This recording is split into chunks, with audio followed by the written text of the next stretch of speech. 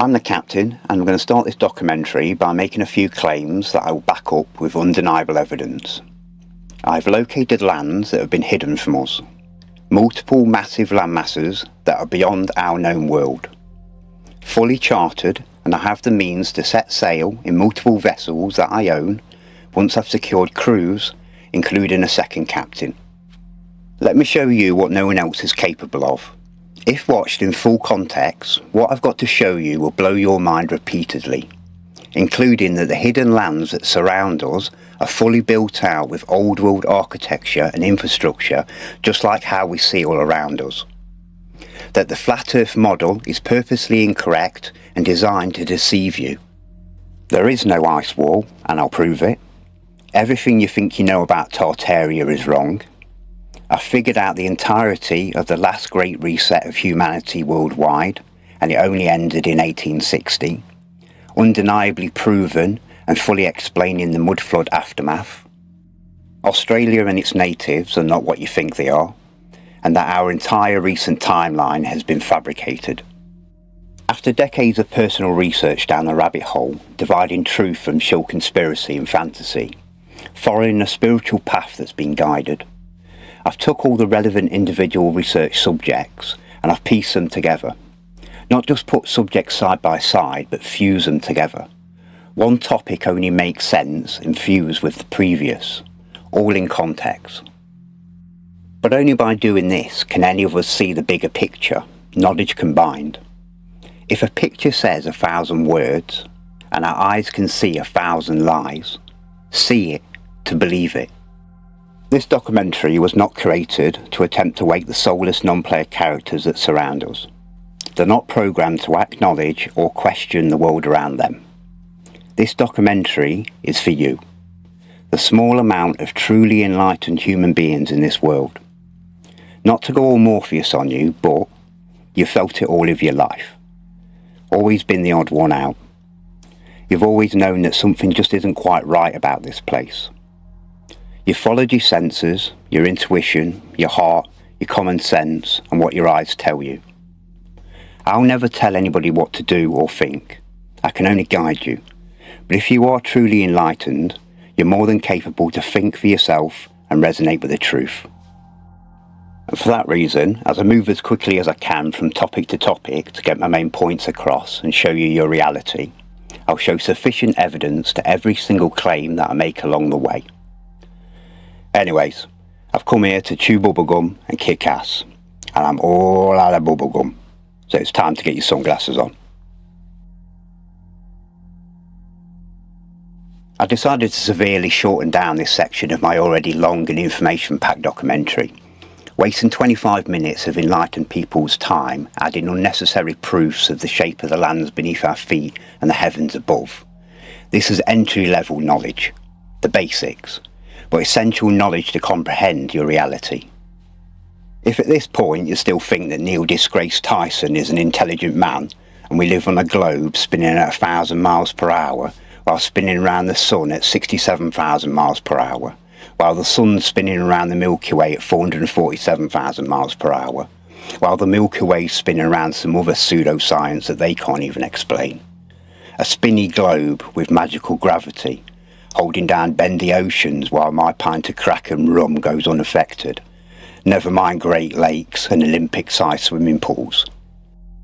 With fake CGI cartoon space, cartoon planets, cartoon stars, cartoon space stations, astronauts in space, cartoon satellites with cringy realities, Elon's shit cartoon car, Freemasons land on a plasma moon with tinfoil spaceships, upside down umbrellas, and embarrassing clip art cartoons from the moon. If at this point during the awakening you still believe all that, either go see the man that's enlightened the most souls in this world, Mr. Eric DeBay, and come back to this presentation once you've got your big boy pants on, or go back to watching funny cat videos, jacking off to midget porn, and discussing 9/11 for another couple of decades. I don't care either way. When it comes to old world architecture, it's evident that these amazing structures were not built by our recent ancestors in our fabricated timeline. Once I'd put together the past world resets, which I'll explain in detail, I was able to distinguish 4 main different timelines of architecture, all separated by one or more worldwide catastrophic events of destruction. I generalise these 4 timelines as the ancient architecture, massive structures made from solid stone, oversized in every way, some severely weathered, eroded, melted, and even destroyed beyond recognition.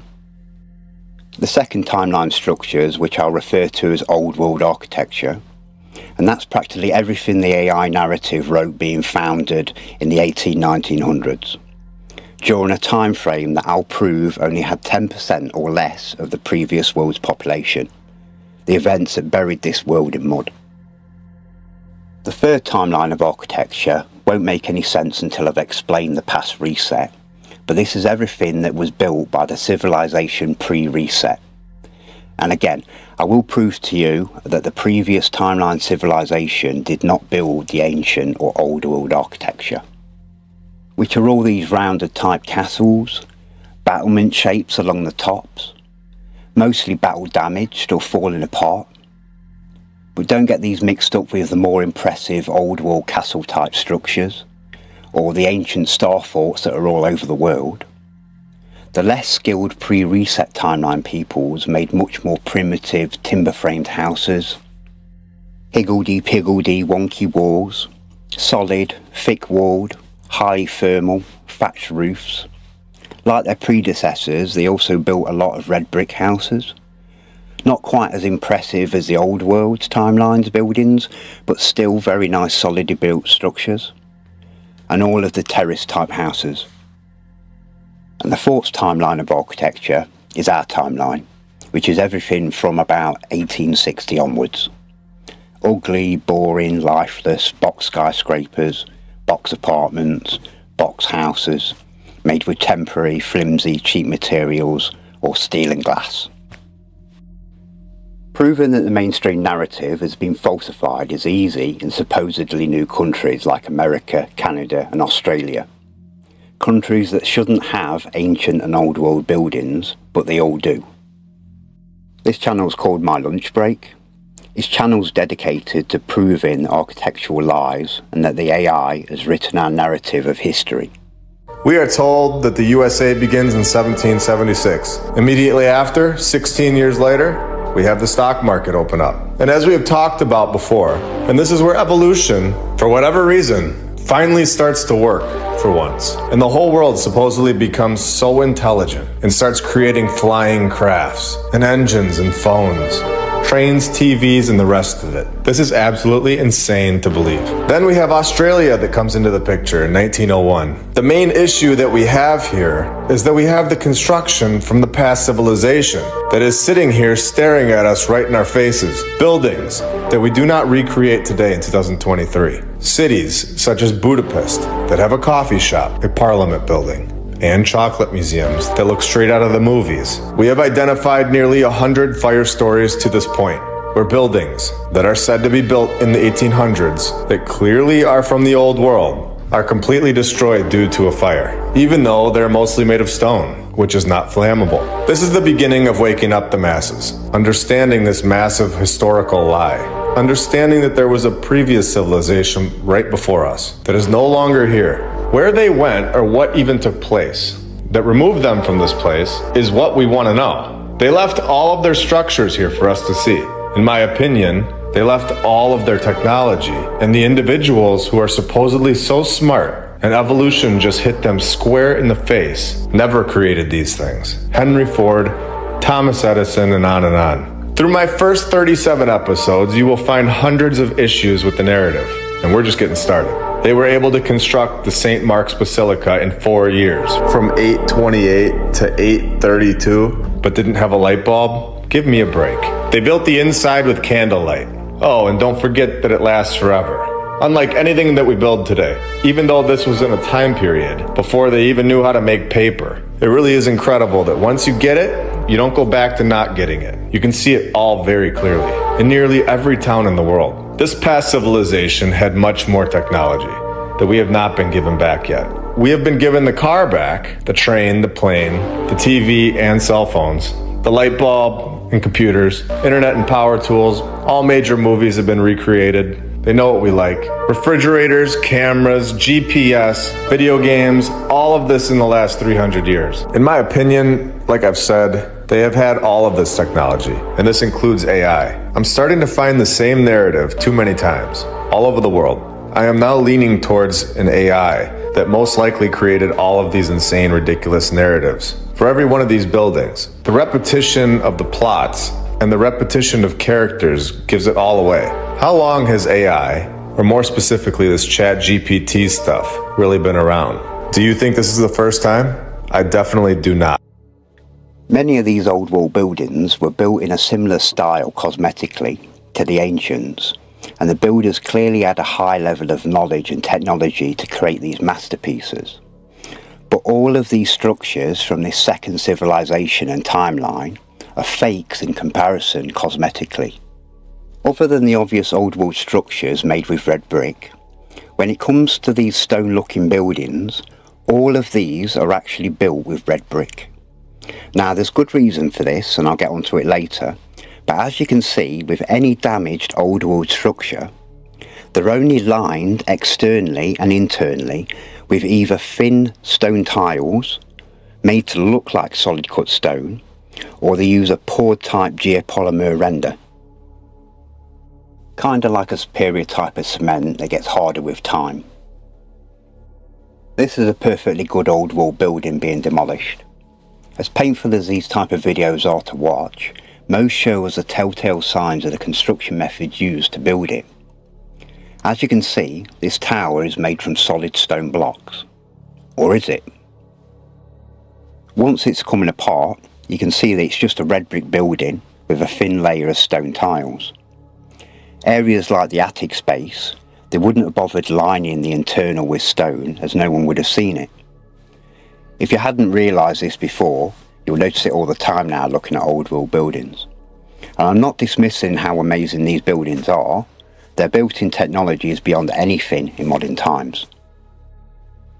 Which takes us on to the next piece of the puzzle, commonly known as Antiquitech.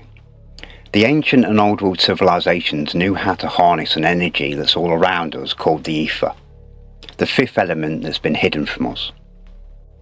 And the carbon-14 and iron oxide compound of the red bricks used to construct these old world buildings would act like a giant antenna and even hold charge. In 1887, the Michelson-Morley experiment attempted to prove their theory of the existence of the ether. Unfortunately, they never did due to their primitive technology of the time. Nearly 100 years later, in 1986, the US Air Force repeated their experiment and proven scientifically that the field of the ether existed. The results were published in a scientific journal called Nature in August 1986, headlined Special Relativity, Nature, Volume 322, page 590. There's no money in it for the cult with free, clean, sustainable energy for the world, so now they just deny the ether's existence. These are not religious symbols. When the cult created their religions to control and divide, they merely adopted these symbols as they were all over the buildings that were delegated as their houses of worship. You'll notice all original Antiquitech had these copper balls and antennas in the shape of the relevant symbols. This is the old world symbol for the ether. A symbol for the ether, collecting ether. This is the old world symbol for Mercury. These copper balls had Mercury inside. Only small amounts were needed, but with a simple magnet combined with a power source like the ether, this vortex would create its own magnetic field.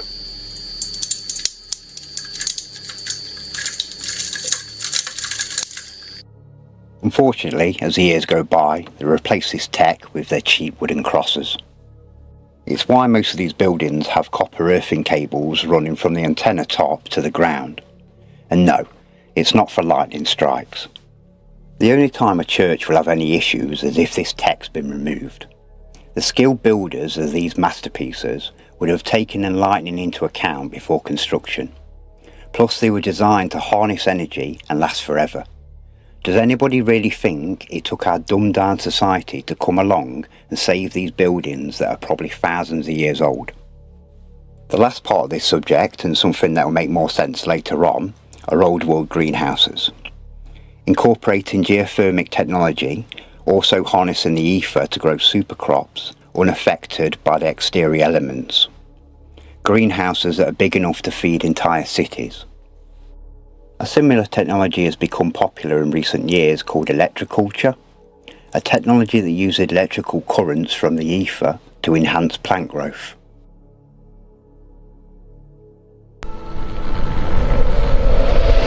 The film you're about to see has no characters.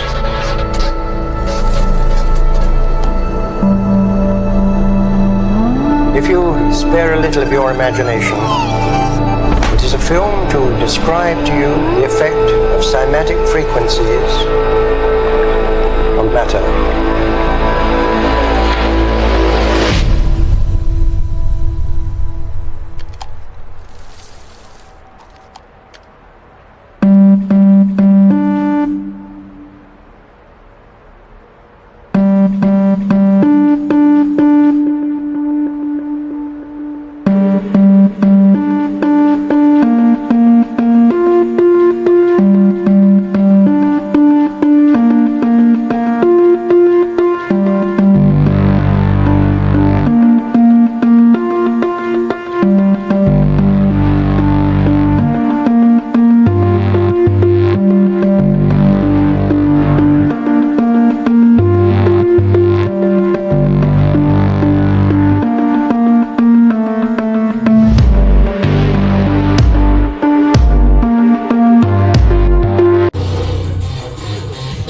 Watch the glass.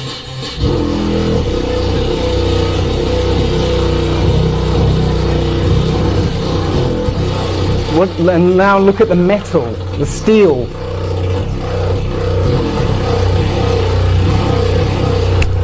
Just that's incredible, isn't it?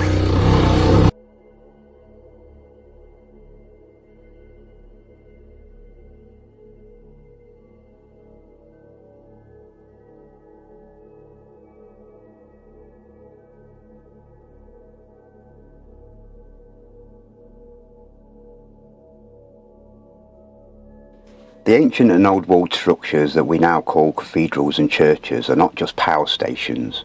They were like the old world hospitals and GPs, giving out healing frequencies. By applying the same techniques and cymatics and testing the frequency of the church bells chiming, they create the same patterns as the magnificent rose windows you'll see all around the structure itself.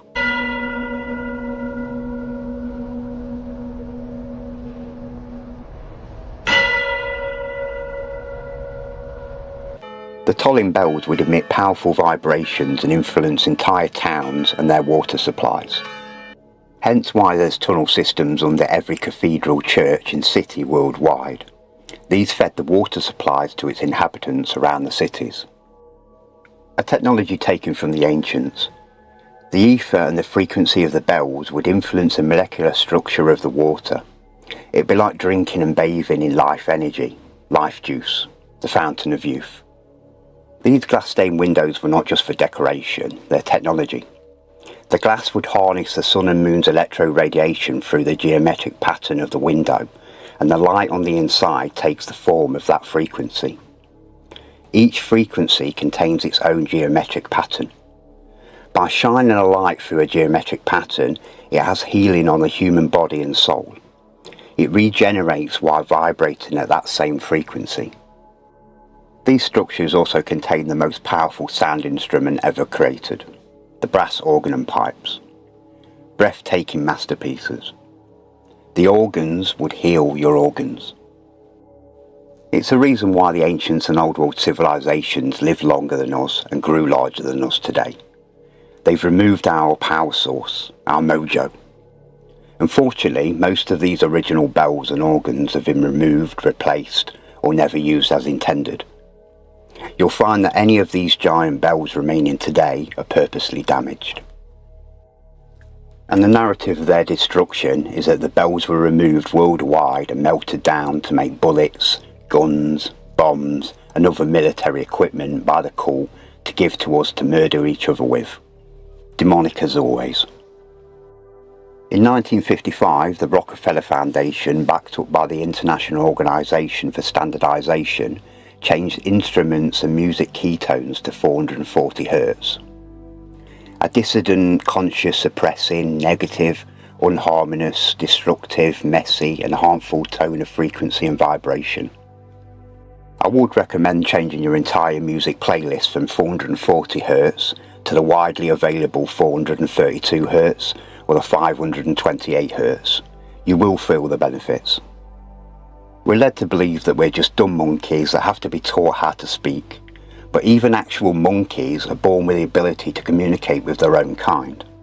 But dumb humans, we have to be taught to speak, read, write, do spellings and spell casting, with the cult's word magic and their backwards pig Latin languages that we all talk.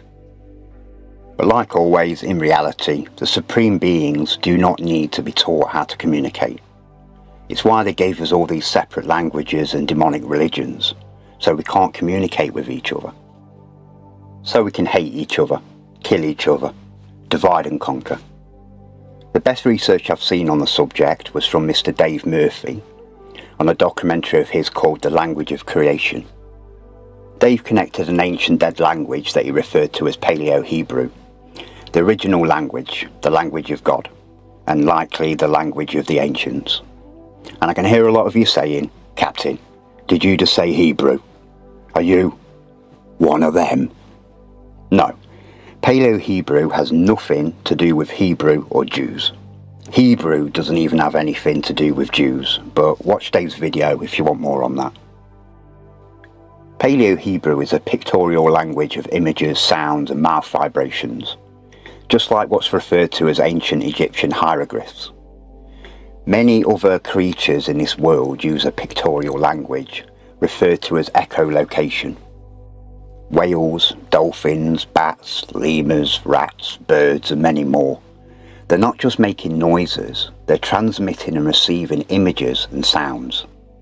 A thematic experiment was made using dolphins, using a technique called climographs, which are patterns that represent dolphin language, similar to hieroglyphs. This particular experiment involved Jim McDough and a dolphin called a Maya. Jim entered the tank with a Maya and allowed it to do a clickety-click thing, recorded the feedback frequency, and through the climographs, this is the image that they got back. And to Maya, this image would have been in full HD with sound included.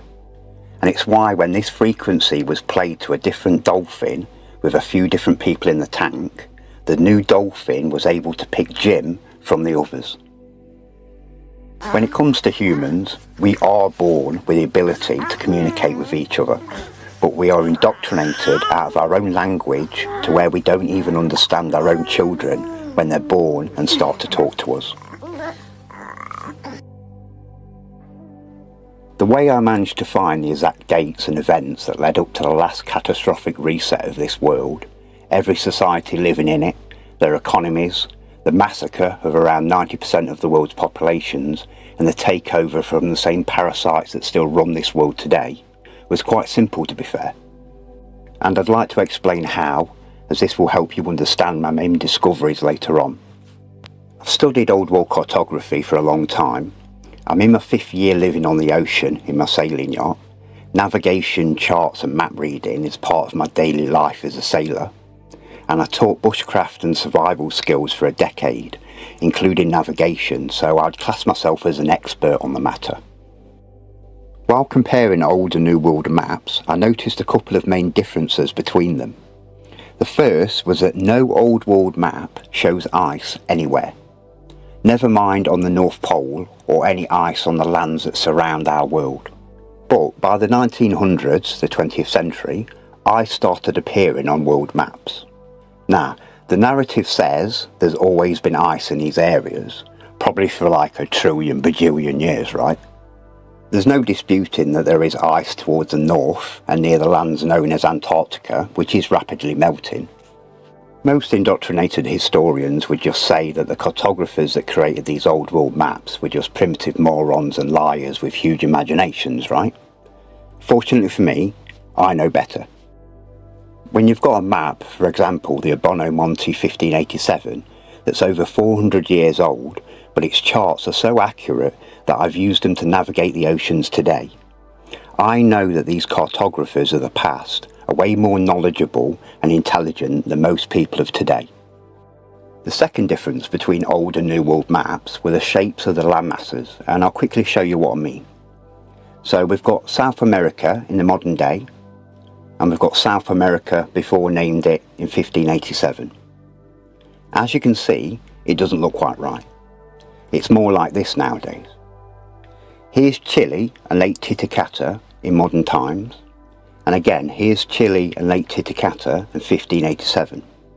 Both line up perfectly. But as you can spot the difference, on the 1587 map, Chile is about 1,000 miles inland. But nowadays, Chile is on the coast. And as you can see, that due to Chile's position with Lake Titicaca, Chile hasn't moved location in recent times. They both line up, new and old. Now, a simple indoctrinated mind would come to the same conclusion. The old world map makers are morons. I had a more realistic hypothesis. Between 1587 and the modern day, there has been a worldwide catastrophic event of destruction which caused massive earthquakes, tsunamis, floods and the seas to rise. Volcanoes blow in the tops, causing ash clouds that block the sun, causing a worldwide mini ice age. A mass depopulation event where the powers that be took the opportunity for a worldwide takeover and removal of our true timeline of history. And I know what you're thinking, Captain, have you been drinking seawater again? Nothing like that has happened in our recent history. A couple of years later, I needed provable answers, so I opened up a search engine and I asked a simple question. What was the average temperature of the 1700s? The average temperature during the 1700s was notably cooler, as this period was part of the Little Ice Age. The evidence and information surrounding this Little Ice Age is enormous if you ask the correct questions and code words. But for now, it just spat this temperature graph at me. Can you see it? Between the 16 and 1700s, there's a massive spike referred to as the Little Ice Age. Now, don't be fooled by their spelling, their spellcasting. There was nothing little about this Ice Age. The indoctrination tells you that these Ice Age events happen like every 10 or 20,000 years, and they last for thousands of years. But in reality, at least in recent history, these Ice Ages happen about every 400 to 700 years, and they last for about 200 to 300 years. Rinse and repeat, they're like clockwork. The Little Ice Age reached its coldest point during a 70-year period between 1645 and 1715, known as the Maronda Minimum. As you can see, between about 1630 and 1700, the sun was blocked. There's a couple of theories to how this Ice Age occurred, but there's only one which is logical in my opinion. Volcanic eruptions started happening sporadically around the Pacific from about 1611 onwards, causing volcanic dust to rise to the skies. This fallout blocked the sun, in some documented reports from Europe, for an entire year, from one of many eruptions. This, on multiple occasions documented throughout this period of time, caused a decrease of the world's temperature. Three particularly cold intervals, one began around 1650, another about 1770, and the last in 1850, all of which were separated by intervals of slight warming. Massive magnitude earthquakes throughout this time period caused ginormous tsunamis worldwide, added with the extreme weather, high winds and torrential rainfall, added with freezing temperatures, this alone killed hundreds of millions. Now, with the mass amount of documented reports throughout this time period of volcanic activity, catastrophic 8 to 9.6 magnitude earthquakes, which are the highest grade and named great earthquakes that cause catastrophic damage and loss of life over vast areas. Supposedly a rare event, but during this time period I've counted approximately 130 of these rare events. Now, going back to my hypothesis that I wrote years before asking the correct question, tsunamis don't explain worldwide permanent flooding and loss of massive areas of land. So I asked another question. What was the height of sea level in 1700? As you can see, directly related to the Little Ice Age, around 1745, sea level started rising rapidly. Now, do I believe the accuracy and honesty of this graph? No, of course not. But even if this rise of sea level was 10 times this, it wouldn't explain the huge loss of land that's been admitted worldwide. Well, admitted when you know the truth. When you take the multiple reports across the UK and Europe detailing the extreme weather, torrential rain that went on for 200 years, and in some cases reports of it not stopping raining for years on end, non-stop, catastrophic disaster after another, imagine what that would have done to the land beneath their feet, never mind what it would do to crops. But all that waterlogged, flooded land would cause not only for the sea levels to rise, but massive mudslides on land, explaining the aftermath of the mud flood that buried this world, a subject that I'll put together for you shortly. With the reported permanent loss of large areas of land like the Danish, German and Dutch losing huge amounts of their coastlines, another example on the other side of the world, in Jamaica, June the 7th, 1692, a massive 8 magnitude earthquake struck Port Royal, Jamaica, causing the town to sink into the sea, resulting in approximately 5,000 deaths due to the quake and later tsunami. 2/3 of Port Royal sank into the sea, with many buildings collapsing due to soil liquefaction. The earth opened up and swallowed many people. Most of the town's 2,000 buildings were destroyed, and many ships in the harbour were capsized. Now, even when you take into account all of the documented sea level rises, torrential rain, flooding, mud floods, tsunamis, this doesn't explain all these countries reporting massive land loss and the obvious land loss between old and new world maps. Like I've shown you with Chile now being on the coast. And they even admit that this area had significant coastal loss due to the Little Ice Age. But there has to be a more logical explanation for this. Something's missing. So I asked another correct question. Something that came to me in my dreams, in images, and something that at the time I didn't even know was a real thing. Can land break off continents and slide into the ocean? Yes, land can break off from continents and slide into the ocean, a process often associated with landslides or movement of tectonic plates. However, this is typically a gradual process rather than a sudden event.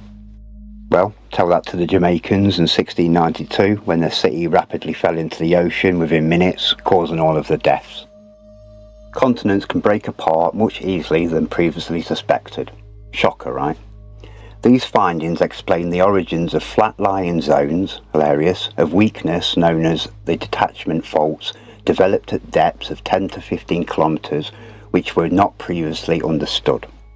Their conclusion: the volcanic activity during the general crisis of the 17th century played a crucial role in shaping the environmental and social landscapes of the time, contributing to widespread instability and conflict. Now, before I show you some of the absolute sickening, stomach-churning atrocities of the direct results of this Little Ice Age, researching this massacre as extensively as I did made me physically ill for a week afterwards. It was that bad. But before that, I have to explain this last part about the Little Ice Age before the AI bot shills attempt to dismiss any of the facts and truths that I'm telling you. When you go onto the cults-controlled wiki page, it'll attempt to downplay the Little Ice Age, not only by its name, but as it says. The Little Ice Age was a period of regional cooling, particularly pronounced in the North Atlantic region. It was not a true ice age of global extent. What they're saying here is that this was not a worldwide weather event and didn't cause ice to form towards the north or south. But as always, all the evidence is on the contrary. Even the indoctrinated historians refuse this narrative. He, of course, rubbishes the Little Ice Age as episodic, minor, and, quote, largely independent regional climate changes rather than a globally synchronous increased glaciation, end quote. But if glaciers began advancing rapidly in the 14th century around the world and then retreated rapidly starting in the 19th and into the 20th century, it takes a special kind of determination to call it a regional blip. And that sort of resistance to the concept of the Little Ice Age is exactly the kind of denialism we're talking about here.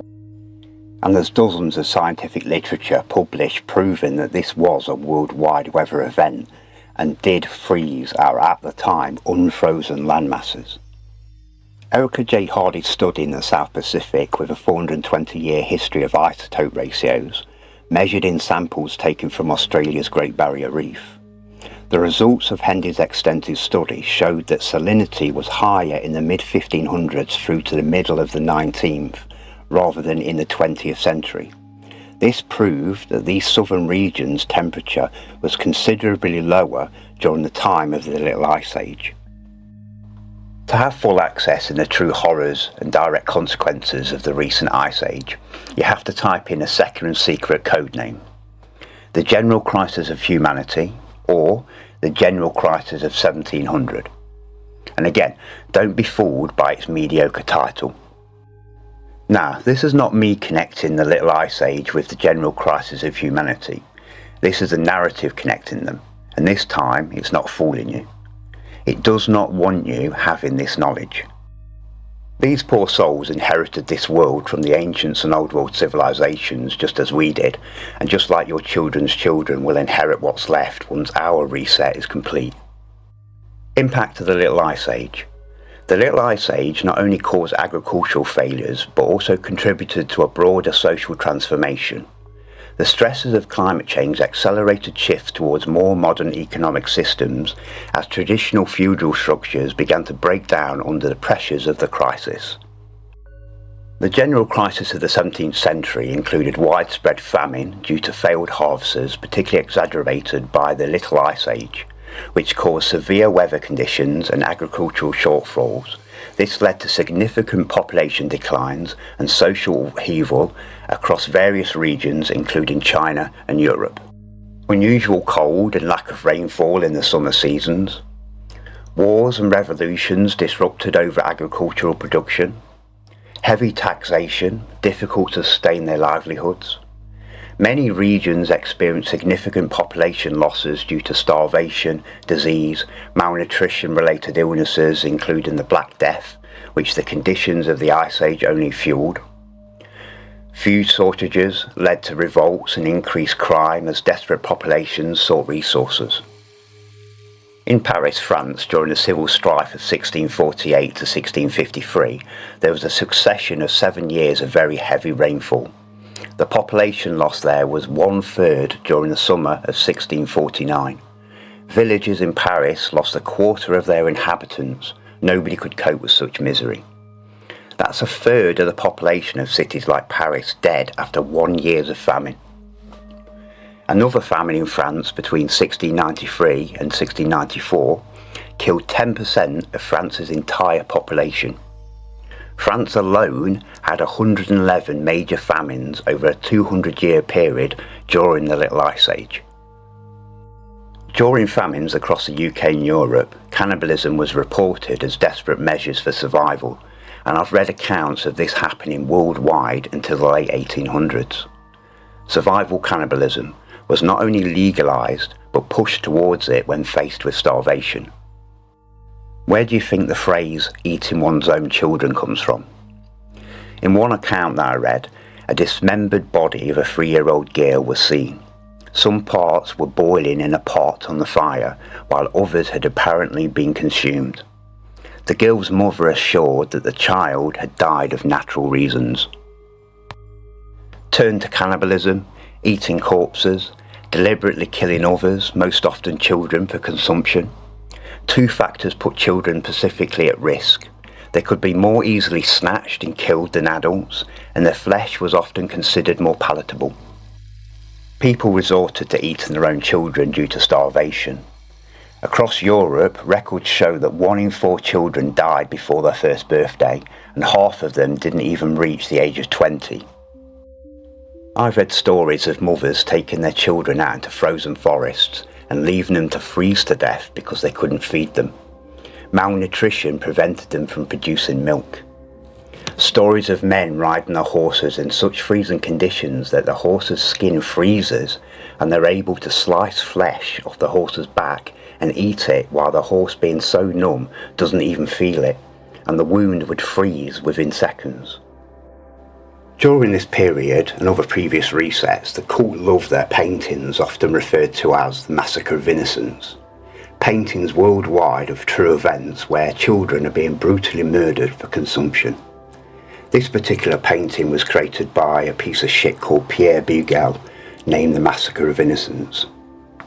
This oil painting was later painted over, but originally it pictured children being dragged from their mother's arms and being murdered upon orders of the king and church.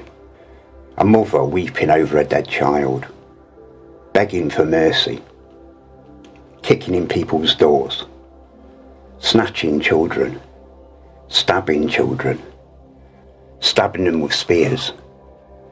Personally, I think paintings like this should be burnt, but this particular painting is on the dining room wall of Windsor Castle, the home of the King of the United Kingdom. Absolutely disgraceful. Catastrophic population losses worldwide. Food shortages affected both human populations and livestock, resulting in a high mortality rate amongst animals due to the lack of feed and resources.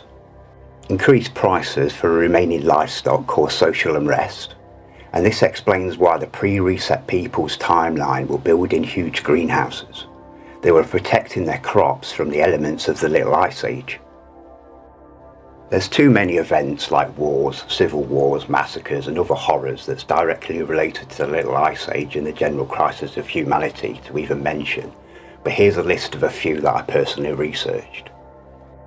The general crisis contributed to the conditions that ignited the American Revolution in 1775, but due to the conditioning, most Americans today still believe it was over the English adding a tax on tea. This era was marked by various massacres, civil wars and disputes, with an enormous loss of life. In 1709 alone, Paris, France had temperatures dropping to -15 for extended periods. The extreme cold led to famine and hypothermia and caused an estimated 600,000 deaths by the end of 1710. Sea ice surrounded Iceland, trapping its population. Then its volcano Laki blew its top, killing over half its population in a single day. Finland's winter of 1696 to 97 killed 40% of its population in 1 year's famine. Estonia, the same winter, 1696 to 97, killed 50% of its population.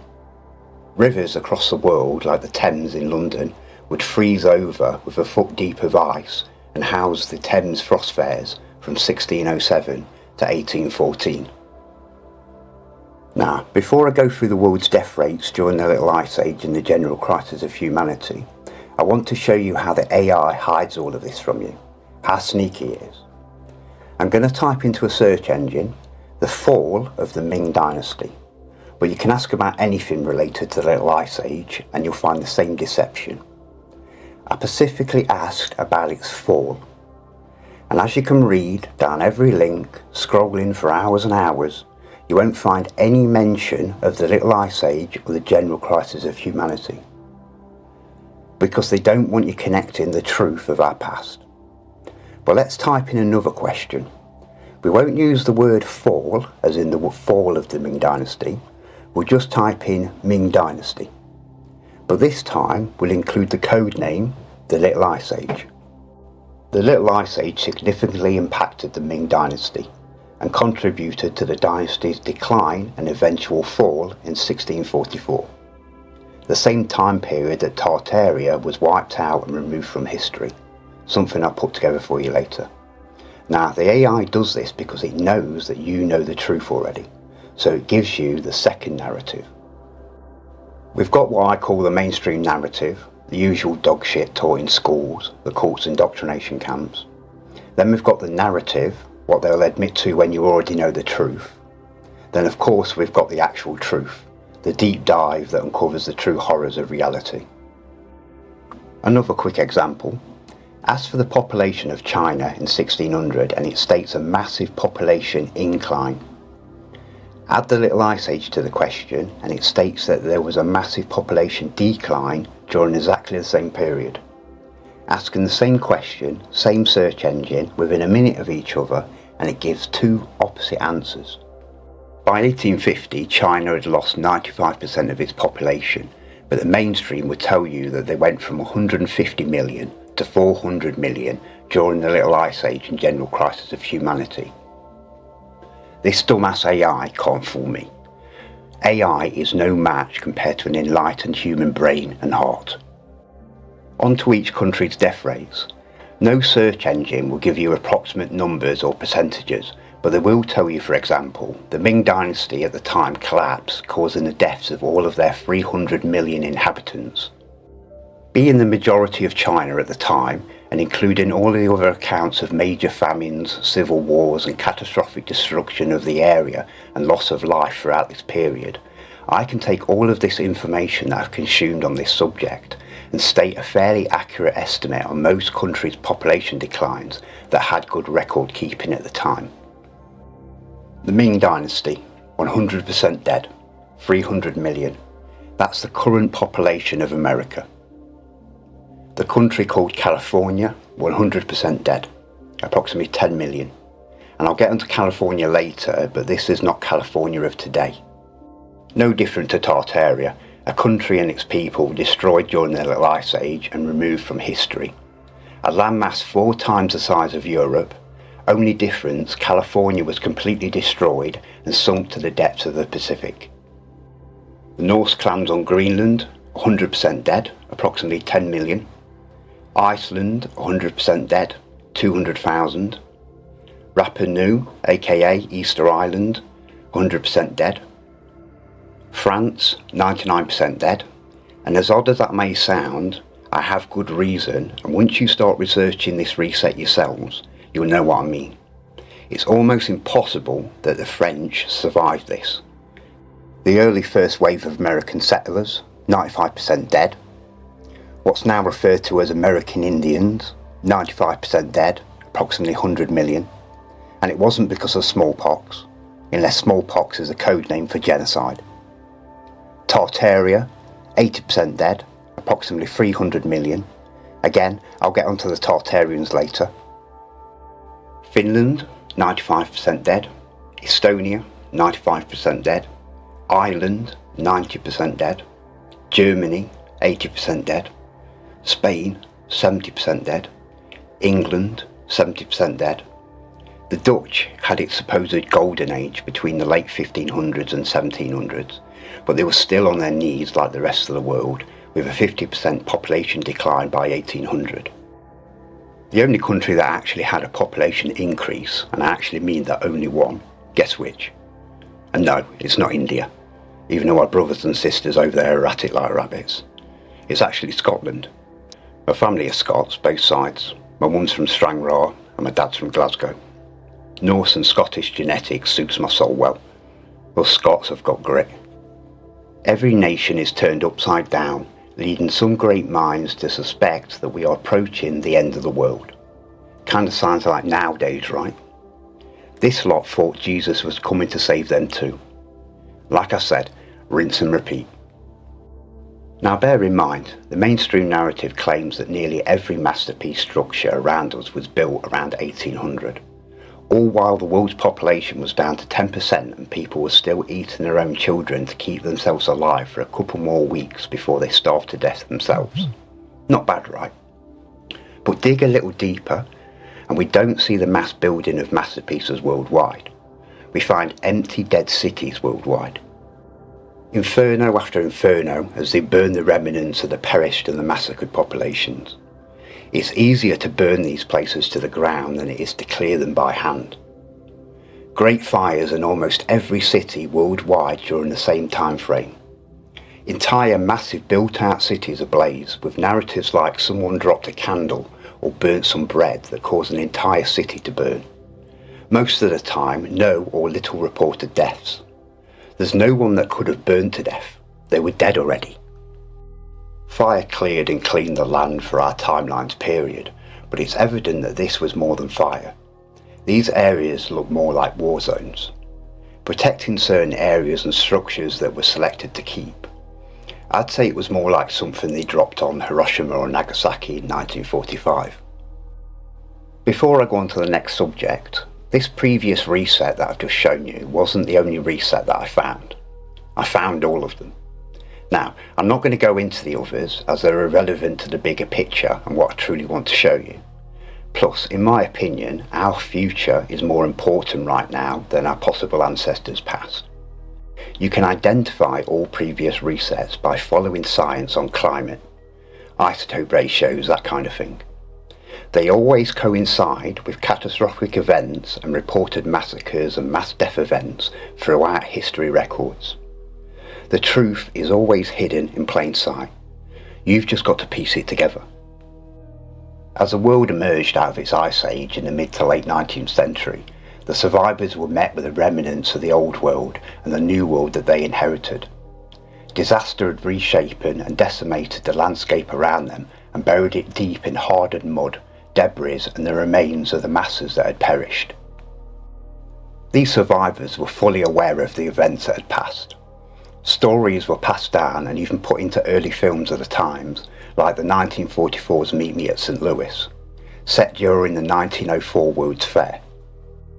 Sugar. You spoil your dinner. Papa, we saw the Galveston flood. Big waves came up and flooded the whole city. And when the water went back, it was all muddy and horrible, full of dead bodies. Oh, as hard as the court have tried to completely remove these undeniable events of our recent past, the evidence speaks for itself. I've purposely taken photos from all over the world, from China, Russia, the UK, all over Europe, India, Africa, Egypt, America, Australia, and many other locations across this realm. This was worldwide and caused by the direct results of the Little Ice Age, and digging out all of this dirt must have been back-breaking work for that generation. I like this photo, it speaks 1,000 words. These two geezers over here. This bloke on the left, he's got charisma. This guy loves his job, he's a professional digger, a happy man in his work. Where this guy, you can just tell he just hates his job, slumped over, probably wanted to be like a ballet dancer or something, not a happy man. But luckily for him, trains were invented. They just had to locate and dig up all the buried train tracks, as places like America already had an entire rail network pre-reset. Clear all the bridges, build all the bridges, tunnel through entire mountains and find themselves a few working trains. Now trains have been invented, again, they could start loading all that dirt at a lot faster speed. And over the years, our early timelines people started reverse engineering the pre-reset timelines tech like steam engines and airships. Most mistake this type of technology as ancient or old world tech. This technology was created by our pre-reset timelines people between 1250 and 1650. It had nothing to do with the peoples that built structures like these, and I'll undeniably prove this later on. The connection between the Little Ice Age, weather events and mud floods. The Little Ice Age was characterised by prolonged periods of heavy rainfall which saturated the ground. This saturation made it more likely for mud floods to occur, especially in areas with steep terrain or loose soil, that could inundate nearby structures. Historical accounts from the Little Ice Age documented instances of flooding and mudslides that affected communities. These records often described the destruction of homes and public buildings, indicating that many structures were lost or severely damaged during this period. These are old world houses. As you can see, mud flooded. As always, when the land around these structures was excavated, the original ground floor level was unearthed. And as you can see, This wasn't the structure's basement, the cellar. This original ground floor level had windows and doors. Glazed windows facing dirt. Makes no sense, right? And like every old world structure, this stone looking building is just a red brick building with a geopolymer rendering to look like stone. This ancient structure, now called the Mormon Temple in Utah, North America, was supposedly dedicated in 1893, wanting us to believe that its construction was finished in 1893. But as you can see with all ancient and old world structures around the world, this building is severely mud flooded, and always has been since the start of our timeline. This structure has been excavated twice during our timeline. First in the 1970s, the dotted line shows our timeline's ground level, and the original arched doorway to the original ground level floor, and showing the full height of the mud flooded windows. This structure was buried by approximately 15 foot of mud. The majority of the mud floods happened between the time of 1600 to 1750. Supposedly, this structure wasn't constructed until 1893. So that means one of two options. This building was mud flooded 200 to 300 years before it was constructed, or this building was here pre-mud flood. In reality, this structure isn't 132 years old. This is an ancient building and is at least 2,000 years old. During this next period of time, all we get are empty cities, built out, immaculate, but clearly old structures and infrastructure all over the world, including countries like America, Canada and Australia. During a timeline where the narrative says all of these mud-flooded buildings were being built, all we ever find of their supposed construction are photos of primitive wooden scaffolds surrounding palaces that shouldn't exist, being painted by teams of painters. I've even managed to find out what it says on this painter's hat. Then all of a sudden, boom, filled out cities.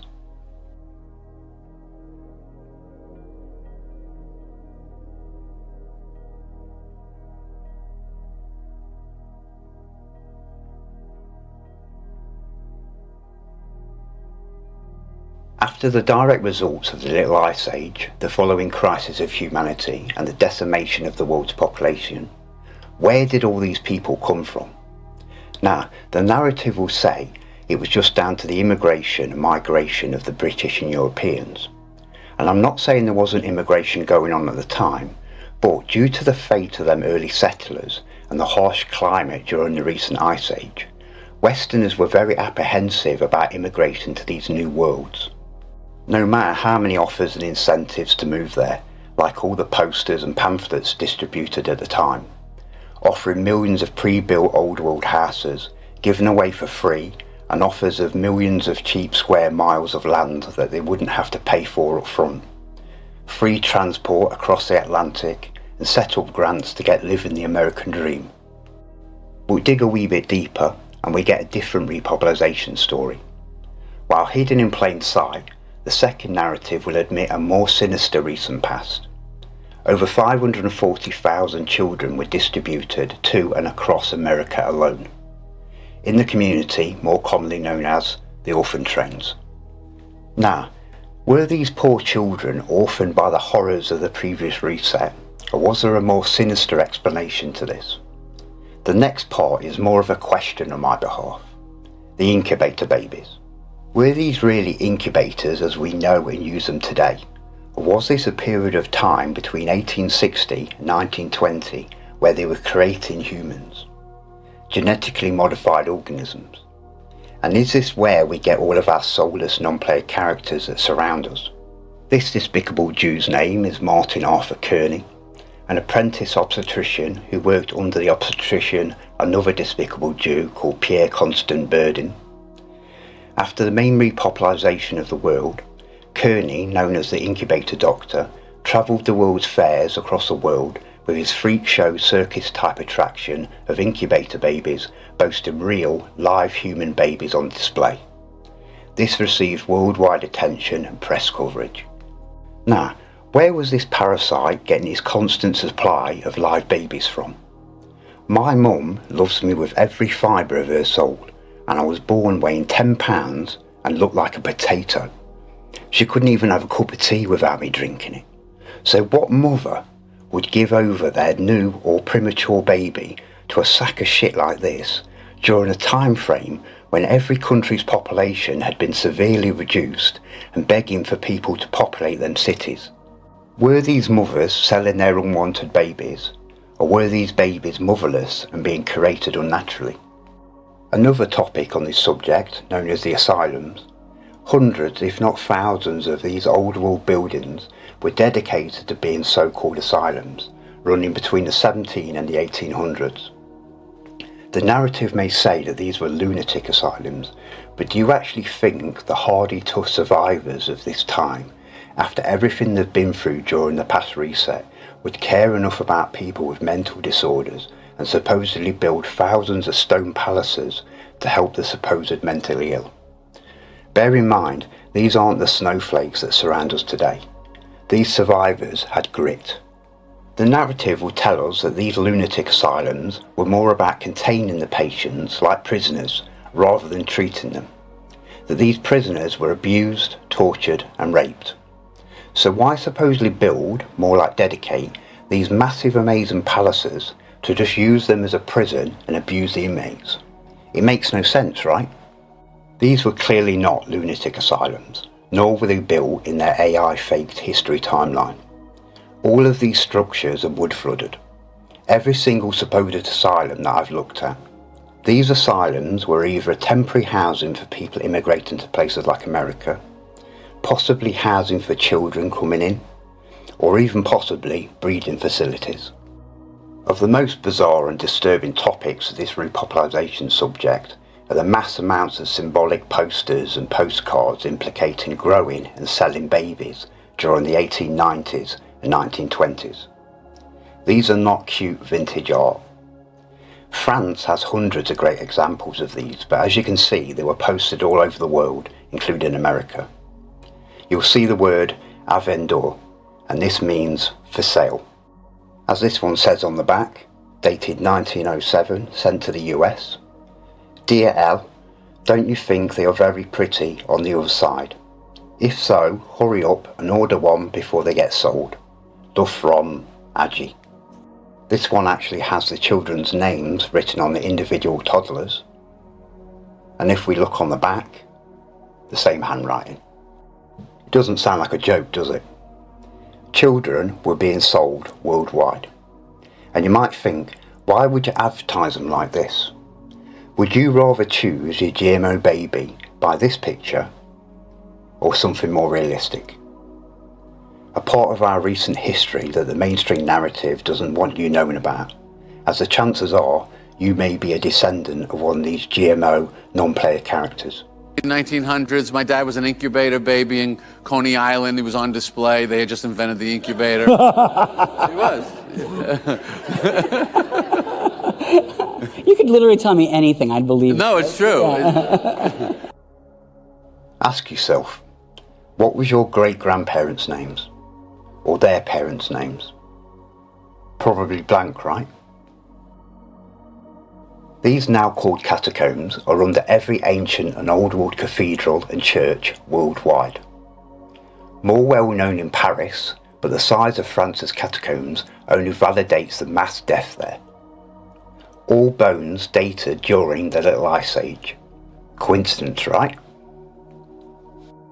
After the past reset, these remains were lined in old world tunnels originally built to feed the city's water supplies. Presented in a symbolic, demonic, disrespectful manner, most known catacombs, only small sections are permitted to the public, but they admit to them having hundreds of miles that are restricted. People actually pay to see the bones of the massacred ones. Rows of dead children, and they find this fascinating. Something I can only explain as trophies of the cult. And it won't be a coincidence that they're under every old world power station, nor why they surround these so-called churches with graves of rotting bodies of the dead. Graves that only date after the last reset. That's all I've got to say on this disgraceful subject. Because the cult's AI knows what I am and knows that I know the truth, it will communicate to me differently to how it would with most. When I ask, why did the cult do this to the people? Why does it reset them? Why does it lie to them? This is my answer.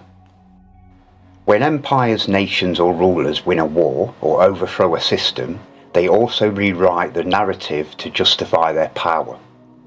If people knew all the ways they'd been exploited, they'd resist. Suppressing certain truths maintains control over populations. Education systems are designed for compliance, not exploration. Kids are taught clean versions of events instead of the messy reality. Truth threatens power. A population that knows its real history is harder to control. A society that remembers lost knowledge doesn't need rulers. A people who understand how often we've been reset would question everything. Whole empires, lost technology and cultural worldviews don't fit neatly into textbooks. A cult literally means hidden. Ruling classes often kept deeper knowledge for themselves. Religion and politics, both the same thing, censored anything that threatens their authority, labelling it hearsay, superstition or conspiracy. Governments and media shape collective memory through propaganda, film, school and even monuments. By controlling what we remember, they influence how we behave. I think that answers my questions pretty well. Humanity did, could and would live in harmony and abundance without being governed. We wouldn't need to break the law, common law, natural law, the law of the land, that you won't bring harm or loss to another human being. That's all we need. That covers all crimes. But it doesn't stop the cult pushing their 70,000 statute legislations upon us, put in place to control and collect revenue from us to feed their own greed, destruction, genocides and even funding our own current Great Reset. A statute rule has the force of law upon consent of the governed.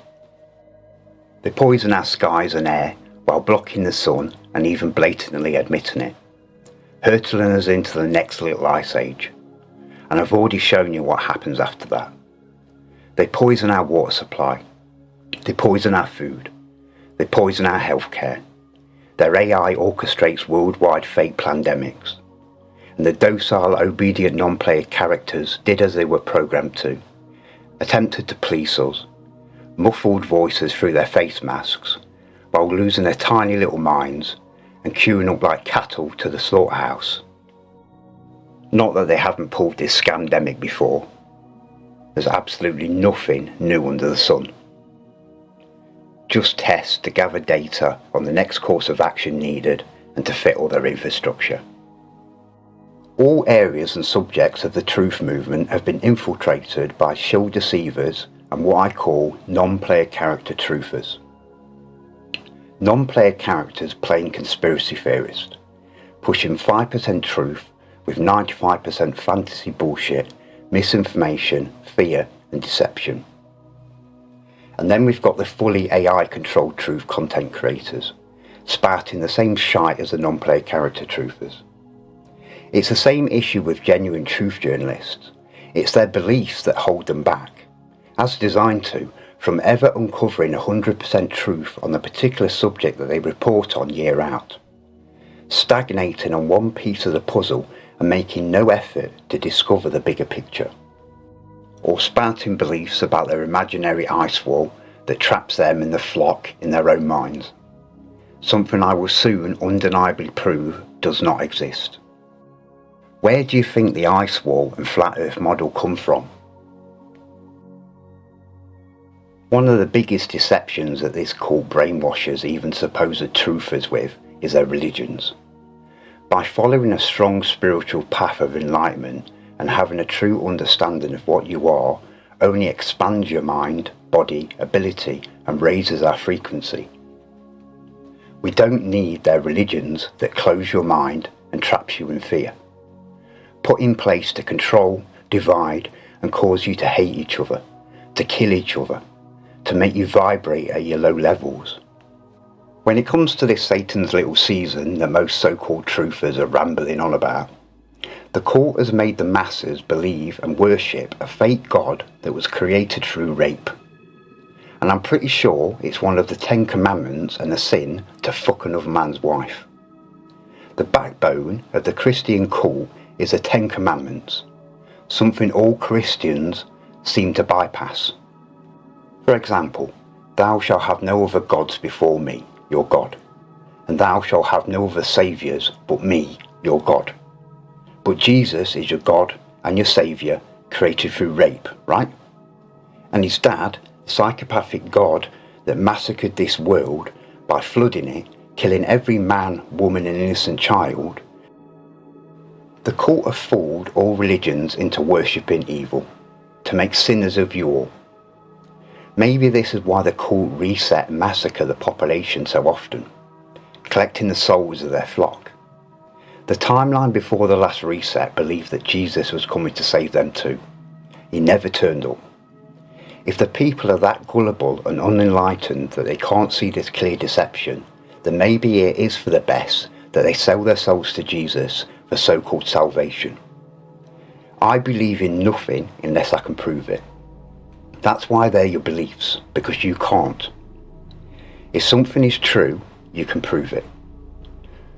We in this world were created, but not by the cults made up false gods written by their dogshit AI. I want to make clear from the start that I have no intention on sailing to the lands recently referred to as Antarctica. But understanding the truth of Antarctica is vital to the understanding of the bigger picture. And this is not it, the flat earth model. Our supposed known world in the middle, a ring of ice referred to as the Antarctic ice wall that wraps around our world and imprisons your minds. The first atlas globe type maps showing ice or an ice wall popped up around 1892 with the likes of the famous and heavily pushed Gleason's map. We now know that all the ice formed that we see rapidly melting today was caused by the Little Ice Age between 1600 and 1850. And later on I'll prove that nowadays Antarctica is the only remaining landmass that still remains partially frozen. The narrative of Antarctica obviously has deceptions, but in reality it's fairly close to its narrative in comparison to the purposely deceitful flat earth model. Soon after the end of the Little Ice Age, Freemason Admiral Byrd's expeditions were sent out to inspect the damage and find out what was left. A few years later, in 1961, the Antarctic Treaty was formed. The only agreement and treaty signed by all high-power nations and never broken. Now, most that have proclaimed that this treaty prevents the public from passing south of the 60 degrees south have been criticised. Now, don't get me wrong, restricting us beyond the 60th south is exactly what the treaty does. But number 2 of their rule states there will be complete freedom of scientific investigations. Now, by all means, apply for permission from your governors, begging to explore Antarctica to scientifically prove that their own bullshit narrative is alive. And if you're granted permission, I will fully fund the expedition and take you there myself. But you will be ignored, investigated or denied. And don't think you can lie your way to permission. As it says in number 7, all Antarctic stations and all ships and aircraft supplying Antarctica shall be open to inspectors from any treaty nation. But they do add number 6.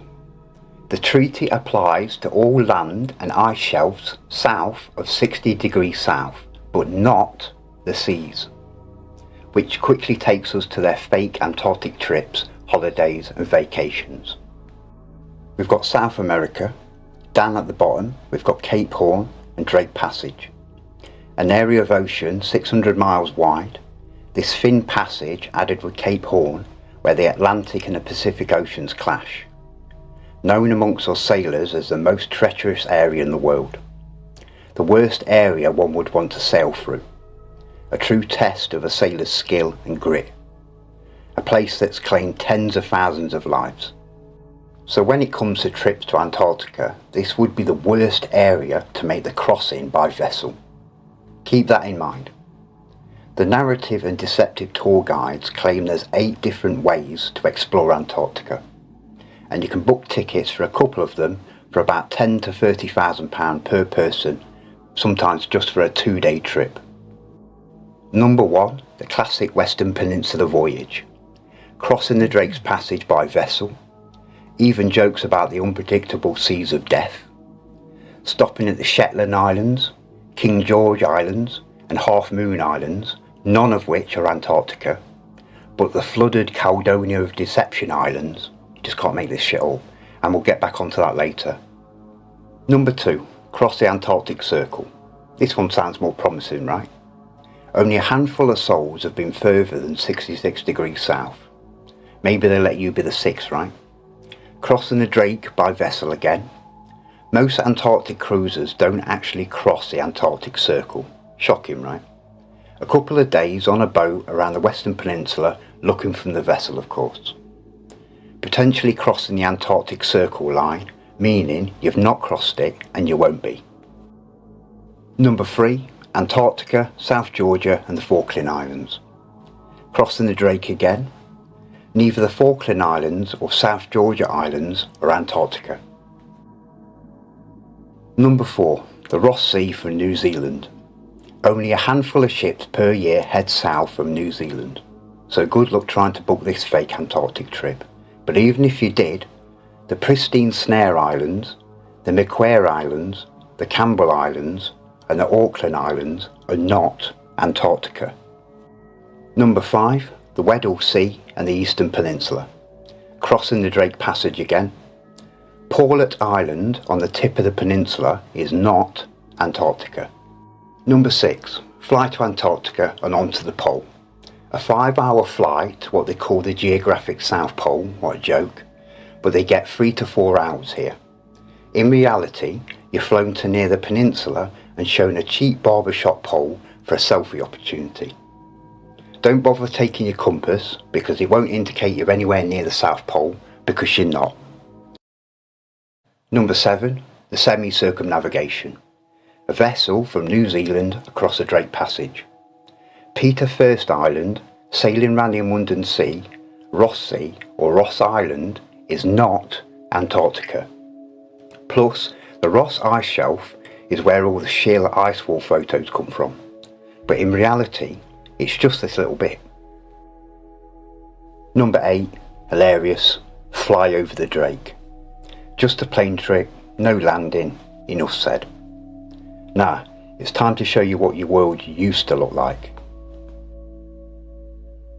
Some of you may have seen this before. This is the Urbano Monde chart from 1587. One of the largest old world maps at 10 foot by 10 foot. A truly outstanding and accurate chart, but I have no intention using this 400-year-old chart to navigate to the lands that have been hidden from us. Remember earlier, the way I found the past Great Reset, the Little Ice Age and the crisis of humanity was because of this very map. It's no coincidence that it's the least documented old world map amongst supposed truthers. They don't want you looking at this map as you may discover the hundreds of truths and hidden knowledge that I have. But even the cool has to follow the rules of this world. The truth must be there to find, hidden in plain sight. But they do love to turn your world upside down, in every way, even literally. Due to pesky cartographers and historians that retain a soul and minds to think, proving that the currently used Mercator map is completely distorted and inaccurate compared to the slightly more but still deceptive Gauss-Peter projection map, the cult have been forced to roll out their damage control and, as always, slowly adapt a new deceptive narrative. But trying to wrap our world around a globe distorts both of these deceptive maps. There's many good presentations and papers written on this subject. The main part overlooked concerning the Gauss-Peters projection map is that it's meant to be this way up, a reality that I'll explain later on. All genuine maps, new and old, are navigational aids for land, sea and air. Any charts I show are predominantly charts for sea navigation. All real maps include the key to navigate safely the very map itself. If a map does not include this, it's just a pretty picture or fantasy art like this pile of shit that all the non-player character truthers shill out. In modern marine navigation, we use multiple types of technology to travel accurately and as safely as possible. Very few modern civilian sailors can read paper charts and plot a heading. Like with most these days, technology strips their human skills that their ancestors thrived on, making lazy, incompetent and easy to dispose of sheeple. Even though I have chart plotters and other tech aboard like radar, I understand that technology is a lot of the time unreliable. But the captain's old school. A simple compass or a clear view of the sun or stars is all I need to navigate this world around us. Added with new and old charts, more reliable tech like my autopilot, radar, plus knowing all the sea shanties, I'm in my element. I've translated Monte's 1587 map in its entirety from ancient Italian to English. Now, do I believe that Monte pictured the exterior lands and their coastlines in perfect detail? No. Not only have these lands been decimated during the Little Ice Age, but you'll see these lands were relatively unknown in Monte's timeline, the people pre-reset to us. This was the edge of the known world in this time frame. The most important job of any marine chart is to inform how to travel from land to land. Routes, ports, tides, dangers along the path, that kind of thing. North is to our world's centre in all directions. South is pointing outwards in all directions parallel to north. Right, when facing north, is east. And left, when facing north, is west. For example, to travel to Galicia, one of the exterior landmasses, I'd go to the middle of Galicia, and pictured by Monte, and point direct north. Leads me to what's now called South Mexico, around these ports. On this site, it shows me what landmasses were called as far back as 1550, depending on the date that you enter down here. As you can see, modern day Mexico.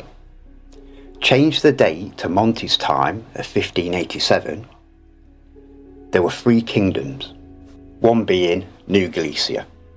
The only slight spelling difference due to the Monte being in ancient Italian and the other being in English. You would head south from mainland New Galicia to travel to Galicia, the continent, from any of the many ports that Monte pictured along New Galicia. By 1787, the Americas had been claimed, but New Galicia still remained. Plus, Rupert got his little bit as well.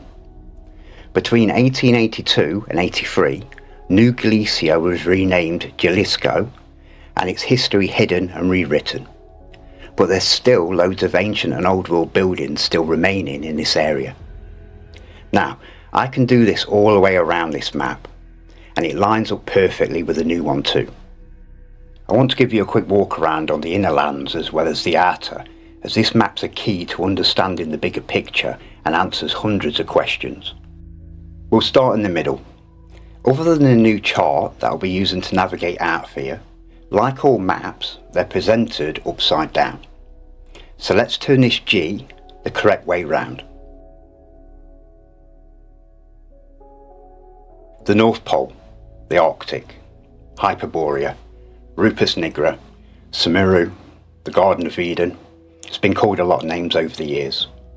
My human ancestors called it Asgard. This G in the middle at 90 degrees, in cartography, this G basically means the destination. And even though we can't see what's under the destination marker, it's always the same in old world cartography. The Magnetic Mountain, Mount Meru, Black Rock, Mount Sinai, the Holy Mountain. Again, this mountain's got many names.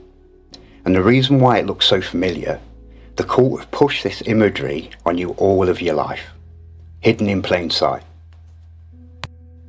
The power source of us and this world.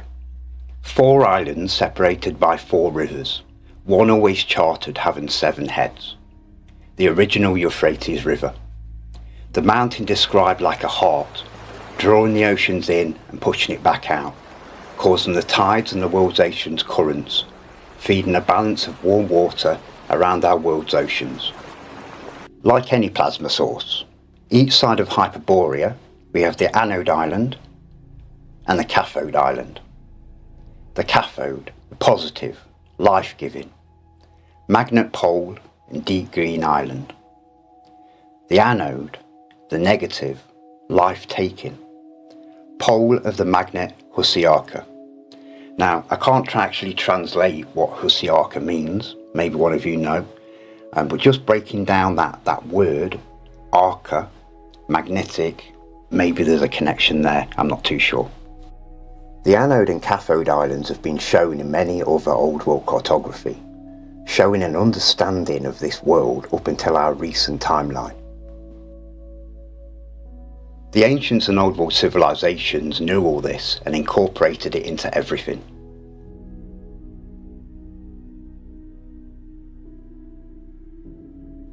Now, down onto the North Sea, towards the Atlantic, we've got Greenland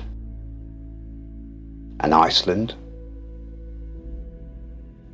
Friesland and Hiltland, two more countries sunken during the Little Ice Age around 1783 and removed from the AI's history. We've got the UK, Scotia, Scotland, Aberdeen, and we've got Elgin, Glasgow. Over to Ireland, you can clearly see Dublin, Ingal, England, Lincolnia, Lincoln, Londra, London. Over to France, we've got Paris, somewhere I'm soon sailing with my son, St Michael's Mount, a stunning ancient island city off the coast of Normandy, Le Merville Abbey, which sits on top of the mount about 300 foot above sea level. I love gems like this that survived the Little Ice Age events. Onto the Mediterranean, we've got Spain, Italy, the Pisa Tower, possibly before the mudslides during the Little Ice Age gave it its lean, Egypt, the pyramids. Cairo is one of the largest cities pictured on the Monty map. Going over the Atlantic, remember this is 1587, so Canada only had Canadian provinces at this time, but fully built out with the ancient and old world infrastructure that we see there today. Take note of the griffin, that'll make more sense later. The translation was a little off on this one, but it basically says something along the lines of, here are griffins with 4 feet like eagles, and I'm pretty certain it says something about large crabs. But the other translations in Canada came through perfect. When these villages were discovered, they found very large, almost giant men and women, and they escorted the convoys chained, beardless and naked, genocided and enslaved like all natives. Down the east coast of what's now North America, we've got Florida. Florida was discovered in the year 1522, about Easter, the day on which it was discovered. Now, it says discovered twice. Discovered only 65 years before this map was created. So shows how little this timeline knew before they were reset themselves. And it wasn't the so-called American Indians building these cities and living here, as I'll prove shortly. Down to Mexico. At the time, Mexico was just a city, not a country, and Monty pictures this city perfectly. Before its complete destruction during the Little Ice Age, Mexico was the largest city and capital of the Aztec Empire. The Aztecs were not the primitive savages that the mainstream pushes. Towards their end, sure, they had become more savage and started sacrificing people to the weather gods, but only due to the direct results of the Little Ice Age. But at the same time, the Satanic Church were burning hundreds of thousands of women due to thinking that they were witches and using their witchcraft to create the bad weather. Sometimes the woman's entire family and children were burned at the stake. So were these Aztecs any more stupidly despicable as the rest of the so-called civilized Christian world at the time? But once the sea ice melted, the Aztecs were given their Christian genocide and colonised immediately. Over to the west coast of America.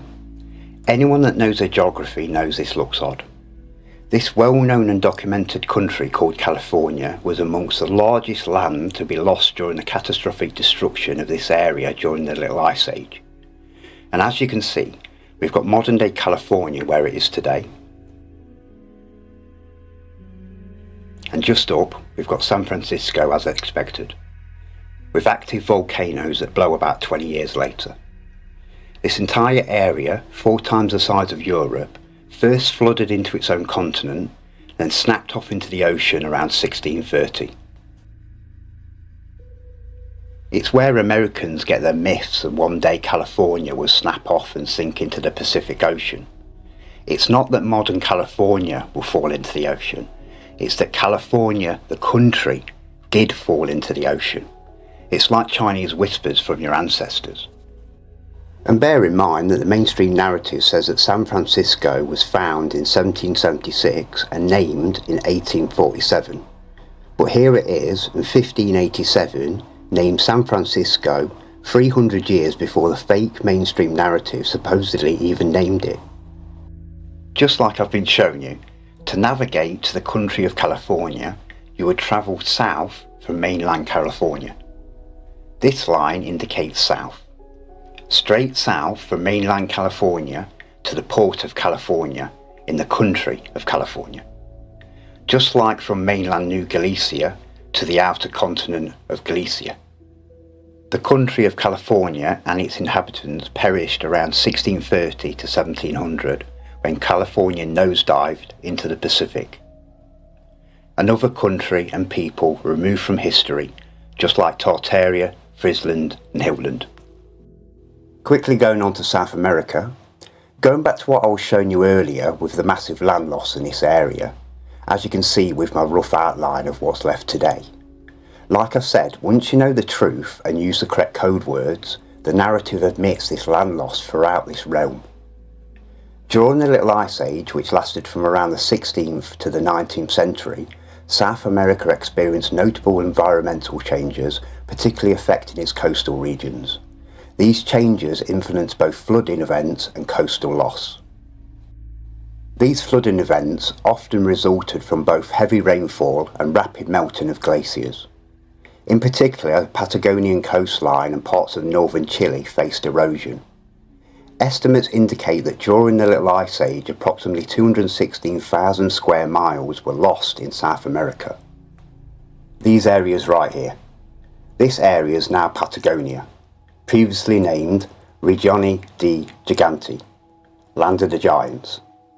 And to some, that may sound a wee bit silly, but this was a reality that's documented in many ships' logs from many famous and respected Navy admirals and captains during this timeline, the pre-reset timeline. These logs reported 8 to 12 foot men and women, including the voyage of the naval officer Ferdinand Magellan, an explorer that discovered the Straits of Magellan in 1520, a series of passages between Patagonia and what we now call Antarctica. He also named the Pacific Ocean. Himself and other crew wrote logs of accounts of these giants during his expedition that cost him his life, when he was killed by natives in the Philippines. We don't feel bad for this parasite, he deserved what he got. I won't be going into it in detail, but he befriended these peaceful giants, gained their trust, then captured a few of them, enslaved them, abused them, and they died on the ship. These entire areas broke off and sunk into the Pacific and Atlantic Oceans around 1630, the same time the continent of California disappeared. Around to China, the Great Wall of China, a stunning old world red brick structure. They have a few bits restored for the tourists, but most of this was destroyed during the recent ice age. But there's no big mystery. This has nothing to do with defence, just an old trade route to get through the mountains and over the rivers between the Chinese's Ming Dynasty and Tartaria. Even more amazing than Mexico City, this is a giant island city called Quimincia, the biggest star fort I've ever seen. with 5 other island star forts around it. Probably thinking fantasy, right? No. Known as the City of Heaven, being the most splendid city in the world. Notice the 3 bridges? I told you, Monty's the man. This map was amazingly accurate for 1587. As you can see, a huge star fort. Unfortunately, this city, everything around it, including its inhabitants, were wiped out during the direct results of the Little Ice Age. Now, people really need to stop calling everything old Tartarian. When you know the truth, you'll see how ridiculous it is. It's the cult shilling their misinformation and confusion. The cult have gone on shilling overdrive to make most of you think that the Tartarians made everything old world. They've made you believe the least likely race of people and country to have made everything are in fact the very people that did. Tartaria was obliterated around the same time as the fall of the Ming Dynasty, around 1644. We can only assume Tartaria fell in the same way. This area is Tartaria, now called Russia. The lower region has sparse small cities and pictured. The above northern regions were individual teepee villages of Tartarian tribes. Nomads moving with the seasons, hence the teepee tents and wagons. As we can read in these inscriptions, all these Tartars, savage and without fixed habitations, but they carry their pavilions with them, and they carry with them leather covers which they use instead of houses. Now take note of these white animals pulling their wagons. These animals. These are not wild animals. They're pictured with blue collars. They're working animals. And when you bear in mind that animals like horses didn't arrive in mass in Asia and America until around 1750 with the British and European settlers. This description says Canny Alani, which means Great Dane dogs. There is still a dog breed around today called the Great Dane. Due to crossbreeding, modern Danes grow smaller than the Tartarian original breed, but still, look at the size of these beasts. Now, you can see how they had these Great Danes pulling their wagons. We've got Maria Tartaro, the Tartarian Ocean. Azriet, these are the 10 tribes of Israel. A manticore. Here there are animals with human faces, body of lions and tails of serpents. I'm guessing this is a womanticore, or this guy's just got bitch tits. When Monty pictures or talks about these creatures, it's because they're real. When he shows a unicorn, he means a unicorn. When he shows a cyclops, he means the cyclops. When he shows birds flying with elephants, it's because they've seen a bird flying with an elephant. And this bird was called Rock. Going from what we know is Tartaria onto what is now called Alaska. Remember, when the country of California took a nosedive into the Pacific Ocean, it took half of what's now Alaska with it. This area in 1587 were called the Ananian Province and the Quiveria Province. Notice another griffin, like in Canada and Tartaria, a real creature of course, and the crest of both Tartaria and China, including the Ming Dynasty. Here it says, in what's modern day Alaska, this tribe who are in the countryside of Anilio in Tartary. This land is a region of Tartaria. Like countries of today, some claim rights to lands that are not attached to their own. Also take note of the same Tartarian teepee villages, tribes and the same Great Dane dogs. Small built-out cities in the lower southern regions, just like in Tartaria, and the multiple ports in the western regions of what's now Alaska, crossing over to the Ming Dynasty's City of Heaven. After the fall of the Ming Dynasty and Tartaria, the surviving Tartarians had to migrate south into Canada and what will become North America. For an unknown reason, the cult removed Tartaria and the Tartarians from their history books and renamed them the Native American Indians. The Tartarians are not native to these lands. The Tartarians are not American. They were on this land before America was claimed and named. And the Tartarians are not Indians. These are Indians, from India. The Tartarians are of Oriental descent, but their own unique species of human. While they kept their ancient native traditions of living naturally in teepee villages, wise and knowledgeable, a fresh start in a new world. With still no horses on the land, and scientific proof that the first dogs of America came from Asia and Tartaria, due to the lack of resources and major famines worldwide at this time, the old ways of the Great Danes had to adapt.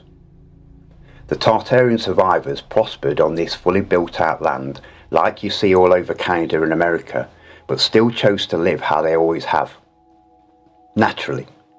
Beautifully. Going back to the inscriptions in Tartaria, Avriet, these are the 10 tribes of Israel. Now this is not Israel, the country of today, but look who it admits are one of the tribes of Israel. The American Indians, who we now know are the Tartarians, hence why this inscription was written in Tartaria. But this list of tribe names doesn't mention the Tartarians, only by their newly AI written name, the Native American Indians. Unfortunately for the Tartarians, the sea ice melted and allowed settlers to spew in, and Christianity caught with them. Over the next 100 years, the remaining adult Tartarians were genocided of up to 100 million, and the AI wrote a new history for the now Native American Indians. I think the correct term is cultural genocide, indoctrinated through forced Christian schooling. Tartaria, like many other countries like California, Friesland and Hilton, were destroyed by the Little Ice Age, the last great reset, and removed from history. The way Tartaria was rediscovered during our timeline was through old world maps. Now, most infatuate on when Tartaria was removed from maps and what must have happened to them, which I've now explained. But no one seems to ask, when did Tartaria start appearing on maps? And the answer to that is 1292. It was around this date that the country of Tartaria was formed, and that same country was destroyed around 1644. The Grand Tartaria that built everything everywhere, every building in every country, were around for 352 years, start to finish, and lived in teepees the entire time. They still do. The name Tartaria did not exist before the late 1200s. Before anyone starts rambling, it was the peoples that lived there before that built everything everywhere. My point exactly. They were not called the Tartarians, so why are most calling everything old world Tartarian? The country that inhabited this land before it was called Tartaria in 1292 was called Kievan Rus, and before that this country was called Srifia. If you still believe that Tartaria built everything everywhere, then you, my friend, have gone full retard. I'll really quickly take you around the exterior lands. South of South America, we've got the Land of Fire, the only landmass without a proper name as such, aka Antarctica. And as it says, a port for every wind. A shipping port on what's now Antarctica in 1587. And the civilization that populated this continent was called the Japanoki people. Now bear in mind that the mainstream narrative says that this continent, which a remaining part of it is now called Antarctica, was only discovered and explored in 1911. But here it is, over 300 years earlier, detailing its civilization, ports, rivers and terrain. Now there's good reason why these two landmasses were called the Land of Fire. This land bleeds red rivers. From Admiral Byrd's expeditions landing on 300 square mile patches of warm areas on Antarctica were thermally warm lakes. Like I was showing you earlier with the island of Deception, this massive island that they use as a port, very close to where Monty's port was, thermal hot springs and red rock all over the place. These are some of the reasons why this land was referred to as the Land of Fire. South from South Mexico to Galicia. South from California to the Kesh. I'll get onto this later, but this is where the court and some of their puppets live. South from South China to Nova Guinea, and this one will blow your mind later. And Monty detailed its inhabitants, who are amongst us. South from South India to Patalia, and again detailed by Monty as inhabited. South from West Africa to what I call Vista 3. South from South Africa to what I call Vista 2 and 1. And in Monty's timeline, this land was discovered by the Portuguese. And we'll be coming back to all of these later on the modern chart. As I briefly explained towards the start, the moon is not a solid object that Freemasons can land on. It's a focused electromagnetic plasma phenomenon. Electromagnetic energy comes from below the Earth at the magnetic north. The moon is a reversed image of our flat world's floor plan, a mirrored bird's eye view. Our never-changing face of the moon. By altering the colours, the world around us starts to appear.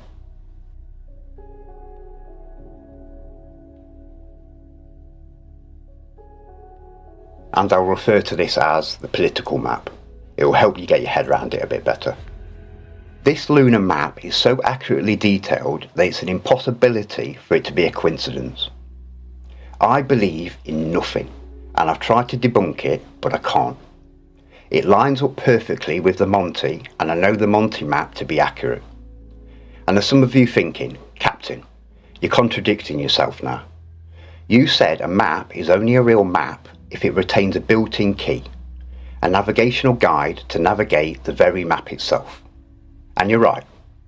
Don't take them eyeballs off your screen.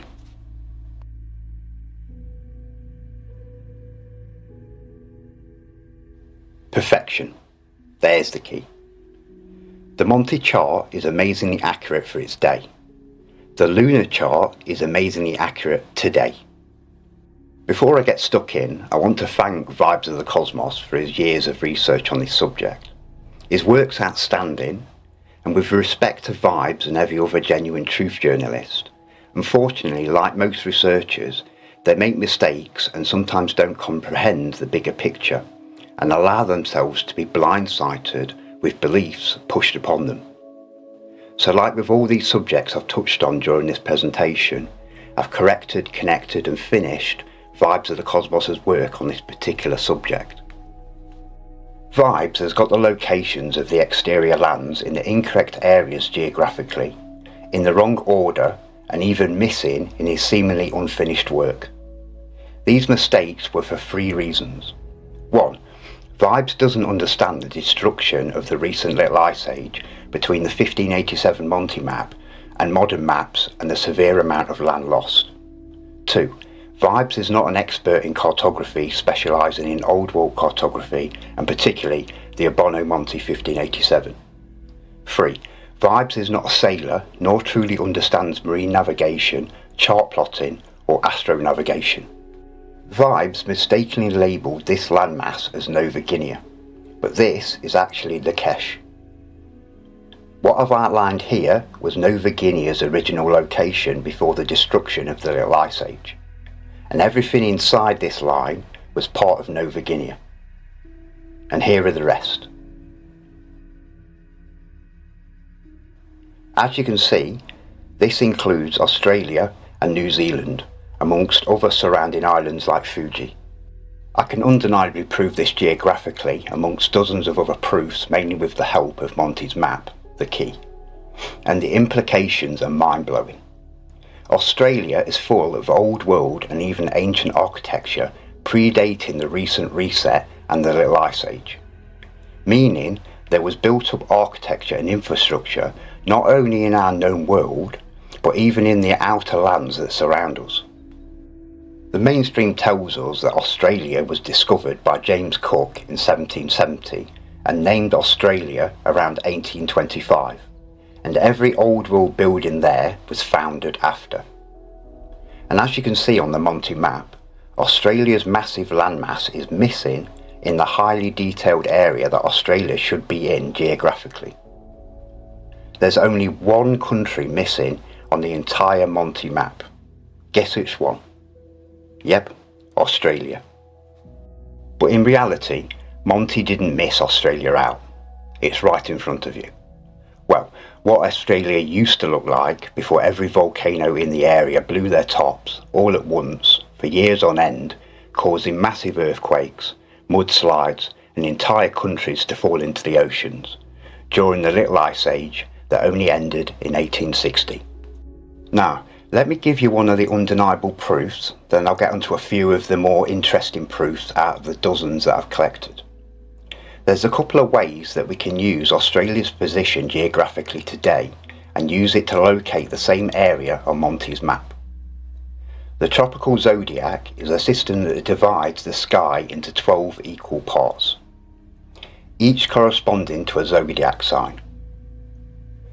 The tropical zodiac is not directly used for navigation, but understanding celestial movements is crucial for us navigators.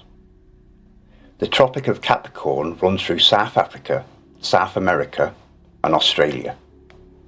This line of latitude marks the southernmost point where the sun can be directly overhead at noon during the December solstice.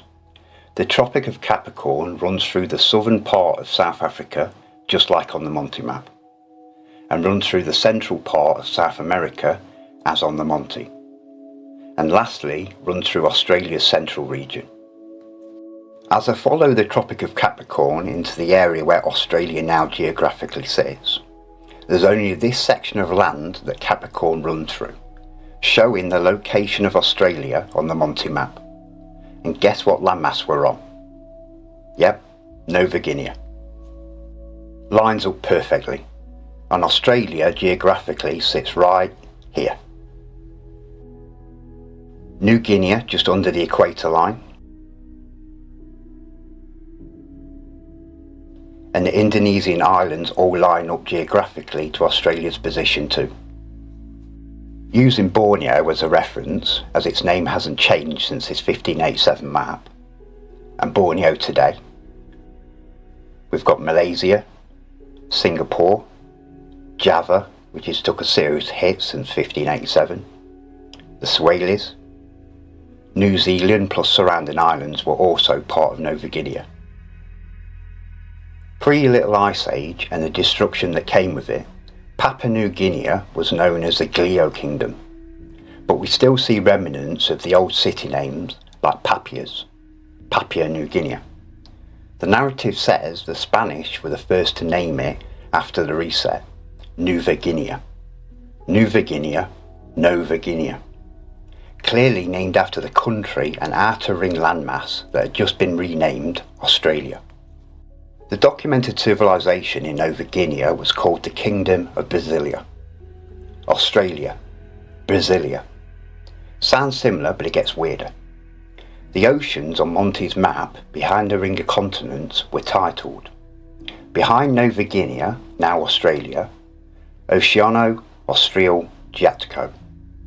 Altogether, it just translates to Southern Ocean, but if we take the word as it was written and said at the time, Austral, the V's in ancient Italian were pronounced as a U in modern Italian, so it's Austral, Australia.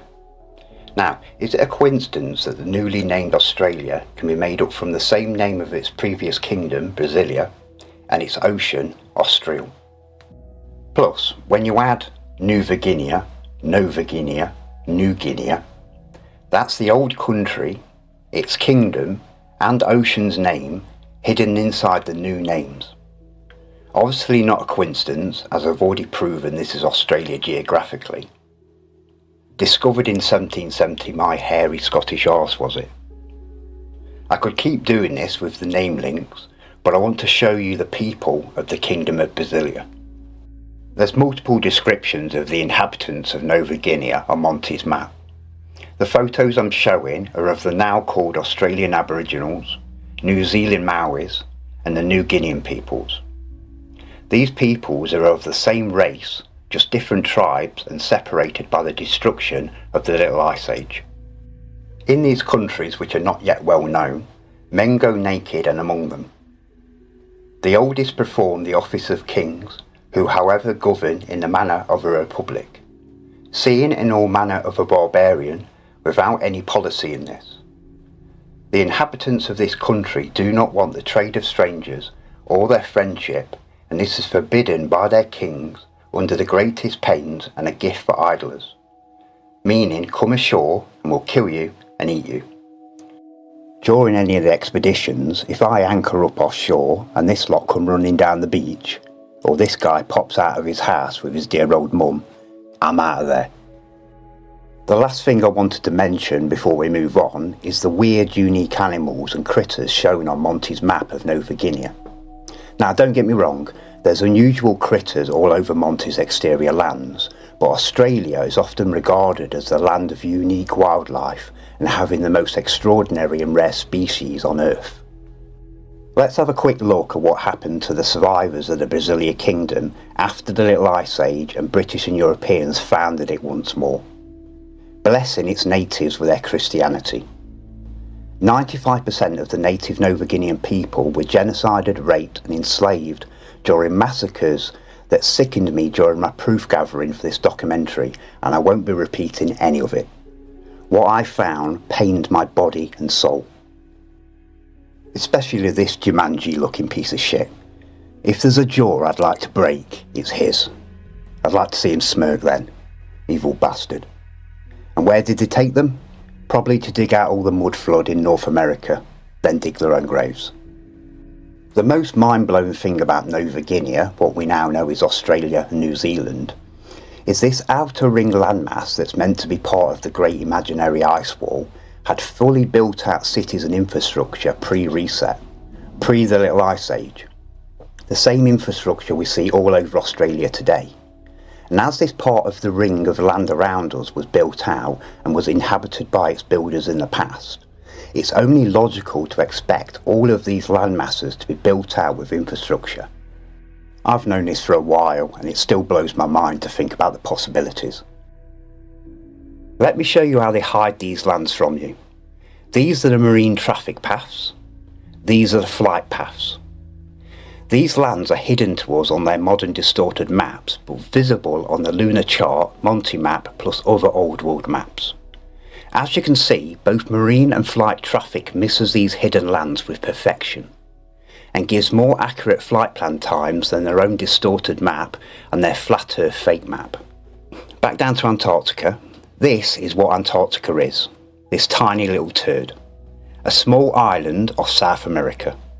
Like I said, close to its mainstream narrative, but the main lie is its size.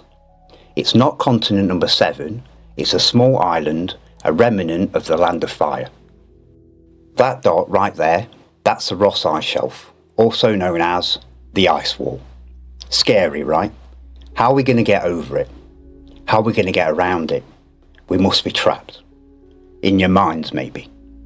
You've been brainwashed into believing in an ice wall with zero evidence of its existence whatsoever. When millions of people woke up to the realisation that we don't live on a globe, the cult knew that our next step was to go look for ourselves. So they conditioned everyone to believe in their ice wall that traps you in your mind like their globe used to. It's really sad to see how effective their deception was.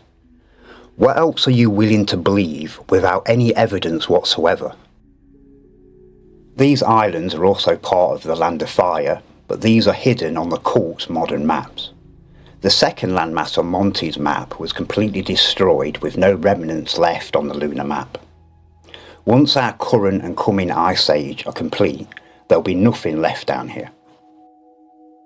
Galicia was decimated too. On the lunar map there's a faint line in between these landmasses. I wish I could give you more than my scribbles over Vibes' map, but I'm not a very technical man. If you do have the technical skills to create a similar type map like Vibes' map, but with my corrections to it, obviously I'd pay you for your services, please get in touch. So Galicia is about the same size as Canada, America and Mexico combined. Look at the size of Lakesh. The fact that they give us Australia but not this and go to the extreme lengths to hide it from us, I'm guessing this is a landmass that the cult inhabit for themselves. I've collected a dozen clues and hints that this is the case, like this photo from inside Air Force One, JFK's presidential plane. Notice the map on the wall, and no, that's not Australia, that's Lakesh. It's highlighted in lots of old world cartography. Lakesh has good weather, easy and quick to access, plus this continent didn't see much destruction during the Little Ice Age. We've already been quickly over Nova Guinea, aka Australia, New Zealand and surrounding islands, but still, look at all this land south of Australia. Onto Petilia. This was completely missing off Vibe's map locations. The creepy thing is, in 1587 this continent was inhabited by a civilization of people described in Monty's map. And bear in mind he was correct about the Nova Guinea people, so chances are he's right about the Petilia peoples too. Less known, but this is what I've got. In these countries it's not allowed for foreigners to live there, and everyone goes naked, so we're seeing a trend, and is very white. Very white to me sounds odd, coming from white Caucasians. During my research I did find a fair few photos of New Guinean people painting themselves white, and they did this to scare off peoples and other tribes. Or maybe they were just pale skinned. On to what I call Vista 3. Remember on the Monty, all three of these continents were called Vista or Land of Vista, implying that there's some type of connection that I've never been able to connect. Maybe one of you can. But look at the size of this landmass. We could fit 3 of our world's land combined into this area. It's gigantic. And the chances are this entire area is fully built out with ancient and old world infrastructure, possibly even populated. We've got Vista 2, a series of lands twice the size of Europe. Again, I bet this land is fully built out. And the last gem, Vista 1, previously known as Atlantis. Destroyed during ancient times but not sunken like the legends state until the destruction of the Little Ice Age. Obviously Vibes also figured out that Atlantis was down here, but like most on his layout, Vibes mistakenly classed Vista 2 as Atlantis. Most that search for Atlantis are taken way off the mark with fantasy. Like in any research, stick to the facts and you'll always get to the truth. Use logic. Atlantis, Atlantean, Atlantic Ocean. Now, quickly going back to the different timelines of architecture. Now you're starting to understand the 4 different timelines. There's ways that we can prove that pre-reset timelines people did not build the stunning ancient and old world architecture. As Monty states, these outer landmasses were not yet well known. Monty's 1587 map was made towards the end of the pre-reset timeline. 20 years later, the world went to shit. So we know it wasn't the pre-reset timeline that made these structures we see all over places like Australia. The main mud floods happened between 16 and 1700. The narrative says that these Australian structures weren't built until the late 1800s, but all of them are severely mud flooded. So they either built all of these palaces, then decided to bury them all in mud, or these buildings were built pre-mud flood. So these structures are clearly built pre-reset and pre the Little Ice Age. And we know it wasn't the Nova Guinea peoples, the Brasilia Kingdom's people, that built these structures. Ancient and old world buildings all over Australia which are of the same architectural style as structures in England, France, Spain and the rest of the known world. It's an impossibility that the Nova Guinean people built their structures in exactly the same way, especially with these people having no contact with the outside world during their timeline. The Nova Guineans inherited this land and its infrastructure just as the rest of the pre-reset timeline did.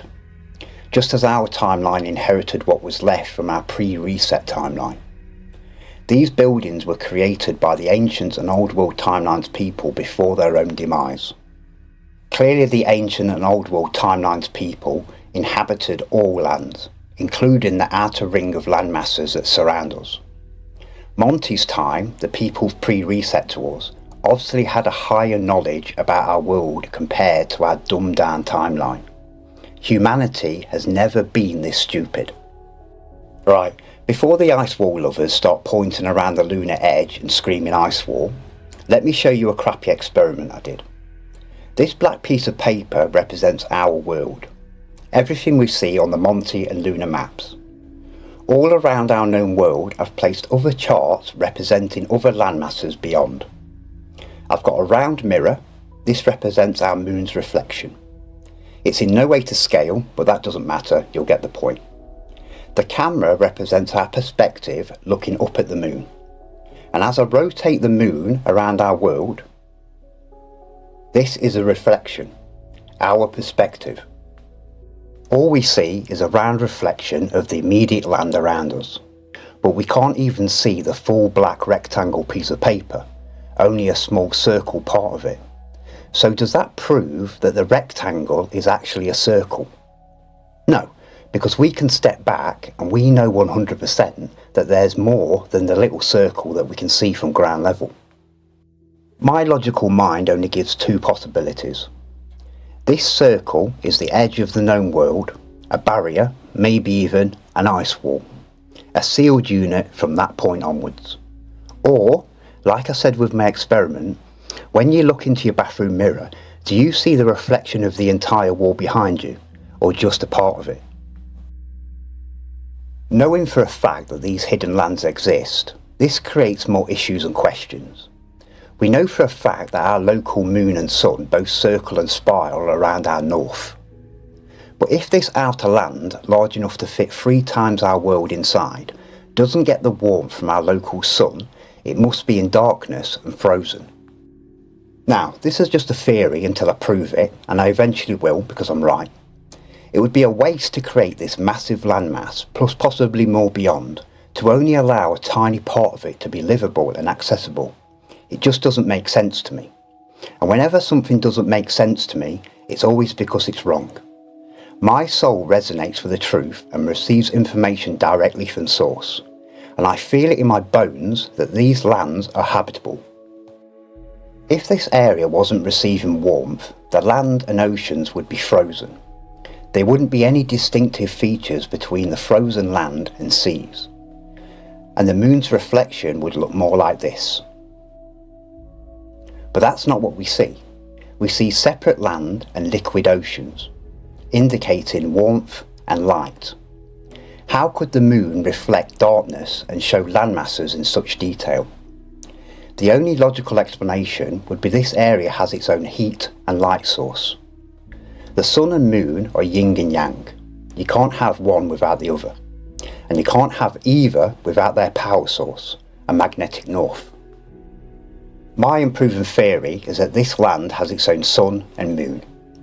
Light, warmth, a power source and a magnetic north. Once becoming out of range of our lunar map, the next moon will come into view. Our moon and sun are not unique. I don't know how far the land goes before its inevitable containment, but at the end of the day, neither do any of you. And there's only 2 ways that we can find out. Remove the cult and gain back the secret libraries and knowledge, and or just go and look for ourselves.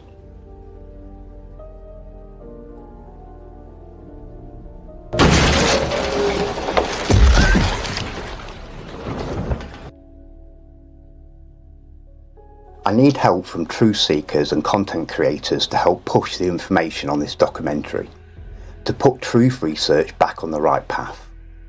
I don't expect channels to repost it, as the truth is against YouTube's community guidelines and you'll only have your channel deleted over it. But you can give 10 seconds of your time to promote and show your followers where to find this documentary. I've posted it on 17 different social medias and made its own webpage. The key to taking your freedom and world back isn't through violence, or voting, or standing outside waving a cardboard sign. As their AI stated, the truth threatens their power. The truth will set you all free. Knowledge ascends to enlightenment and a higher vibration. In this documentary, you've seen a glimpse of the power of frequency and vibration. When the veil's lifted and the curtain's drawn, they lose the psychological power they have over the masses, and we can purge these parasites from our world for good. We are the ones with the true power. We can manifest a better world. I'm offering to take 11 brave enlightened souls for the first expedition over 2 vessels.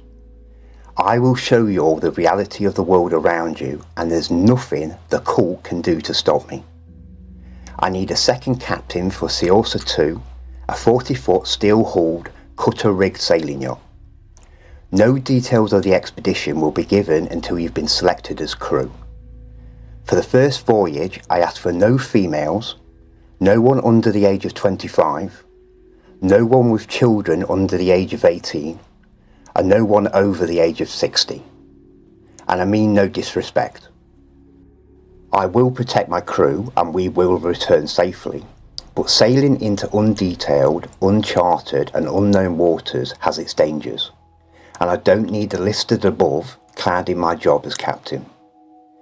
Each crew member must be prepared to individually spend 10 days with myself aboard Saorsa, my home, to experience and learn the basics of sailing and navigation, and approximately a 7-week expedition round trip. I can't be fooled, and I can see through your windows and into your soul. So if you don't have one or have bad intentions for me or my crew, I will see you. The parasites that runs and deceives this world has no power over me, and the captain doesn't like having his time wasted by deceivers. You may be a wolf in sheep's clothing, but I'm a lion in lions. Be warned. I don't trust tech, but for now, if you'd like to contact me, please see the address on screen or in the link below if this is an original post from a channel owned by myself. Any issues in future, and I'll add a PO box address. Just be careful of deceivers. I would never ask any of you to do or give me anything. I will show you all your reality at my own expense. Anyways, if you've got to this point, thank you for your time. Peace and love to you all.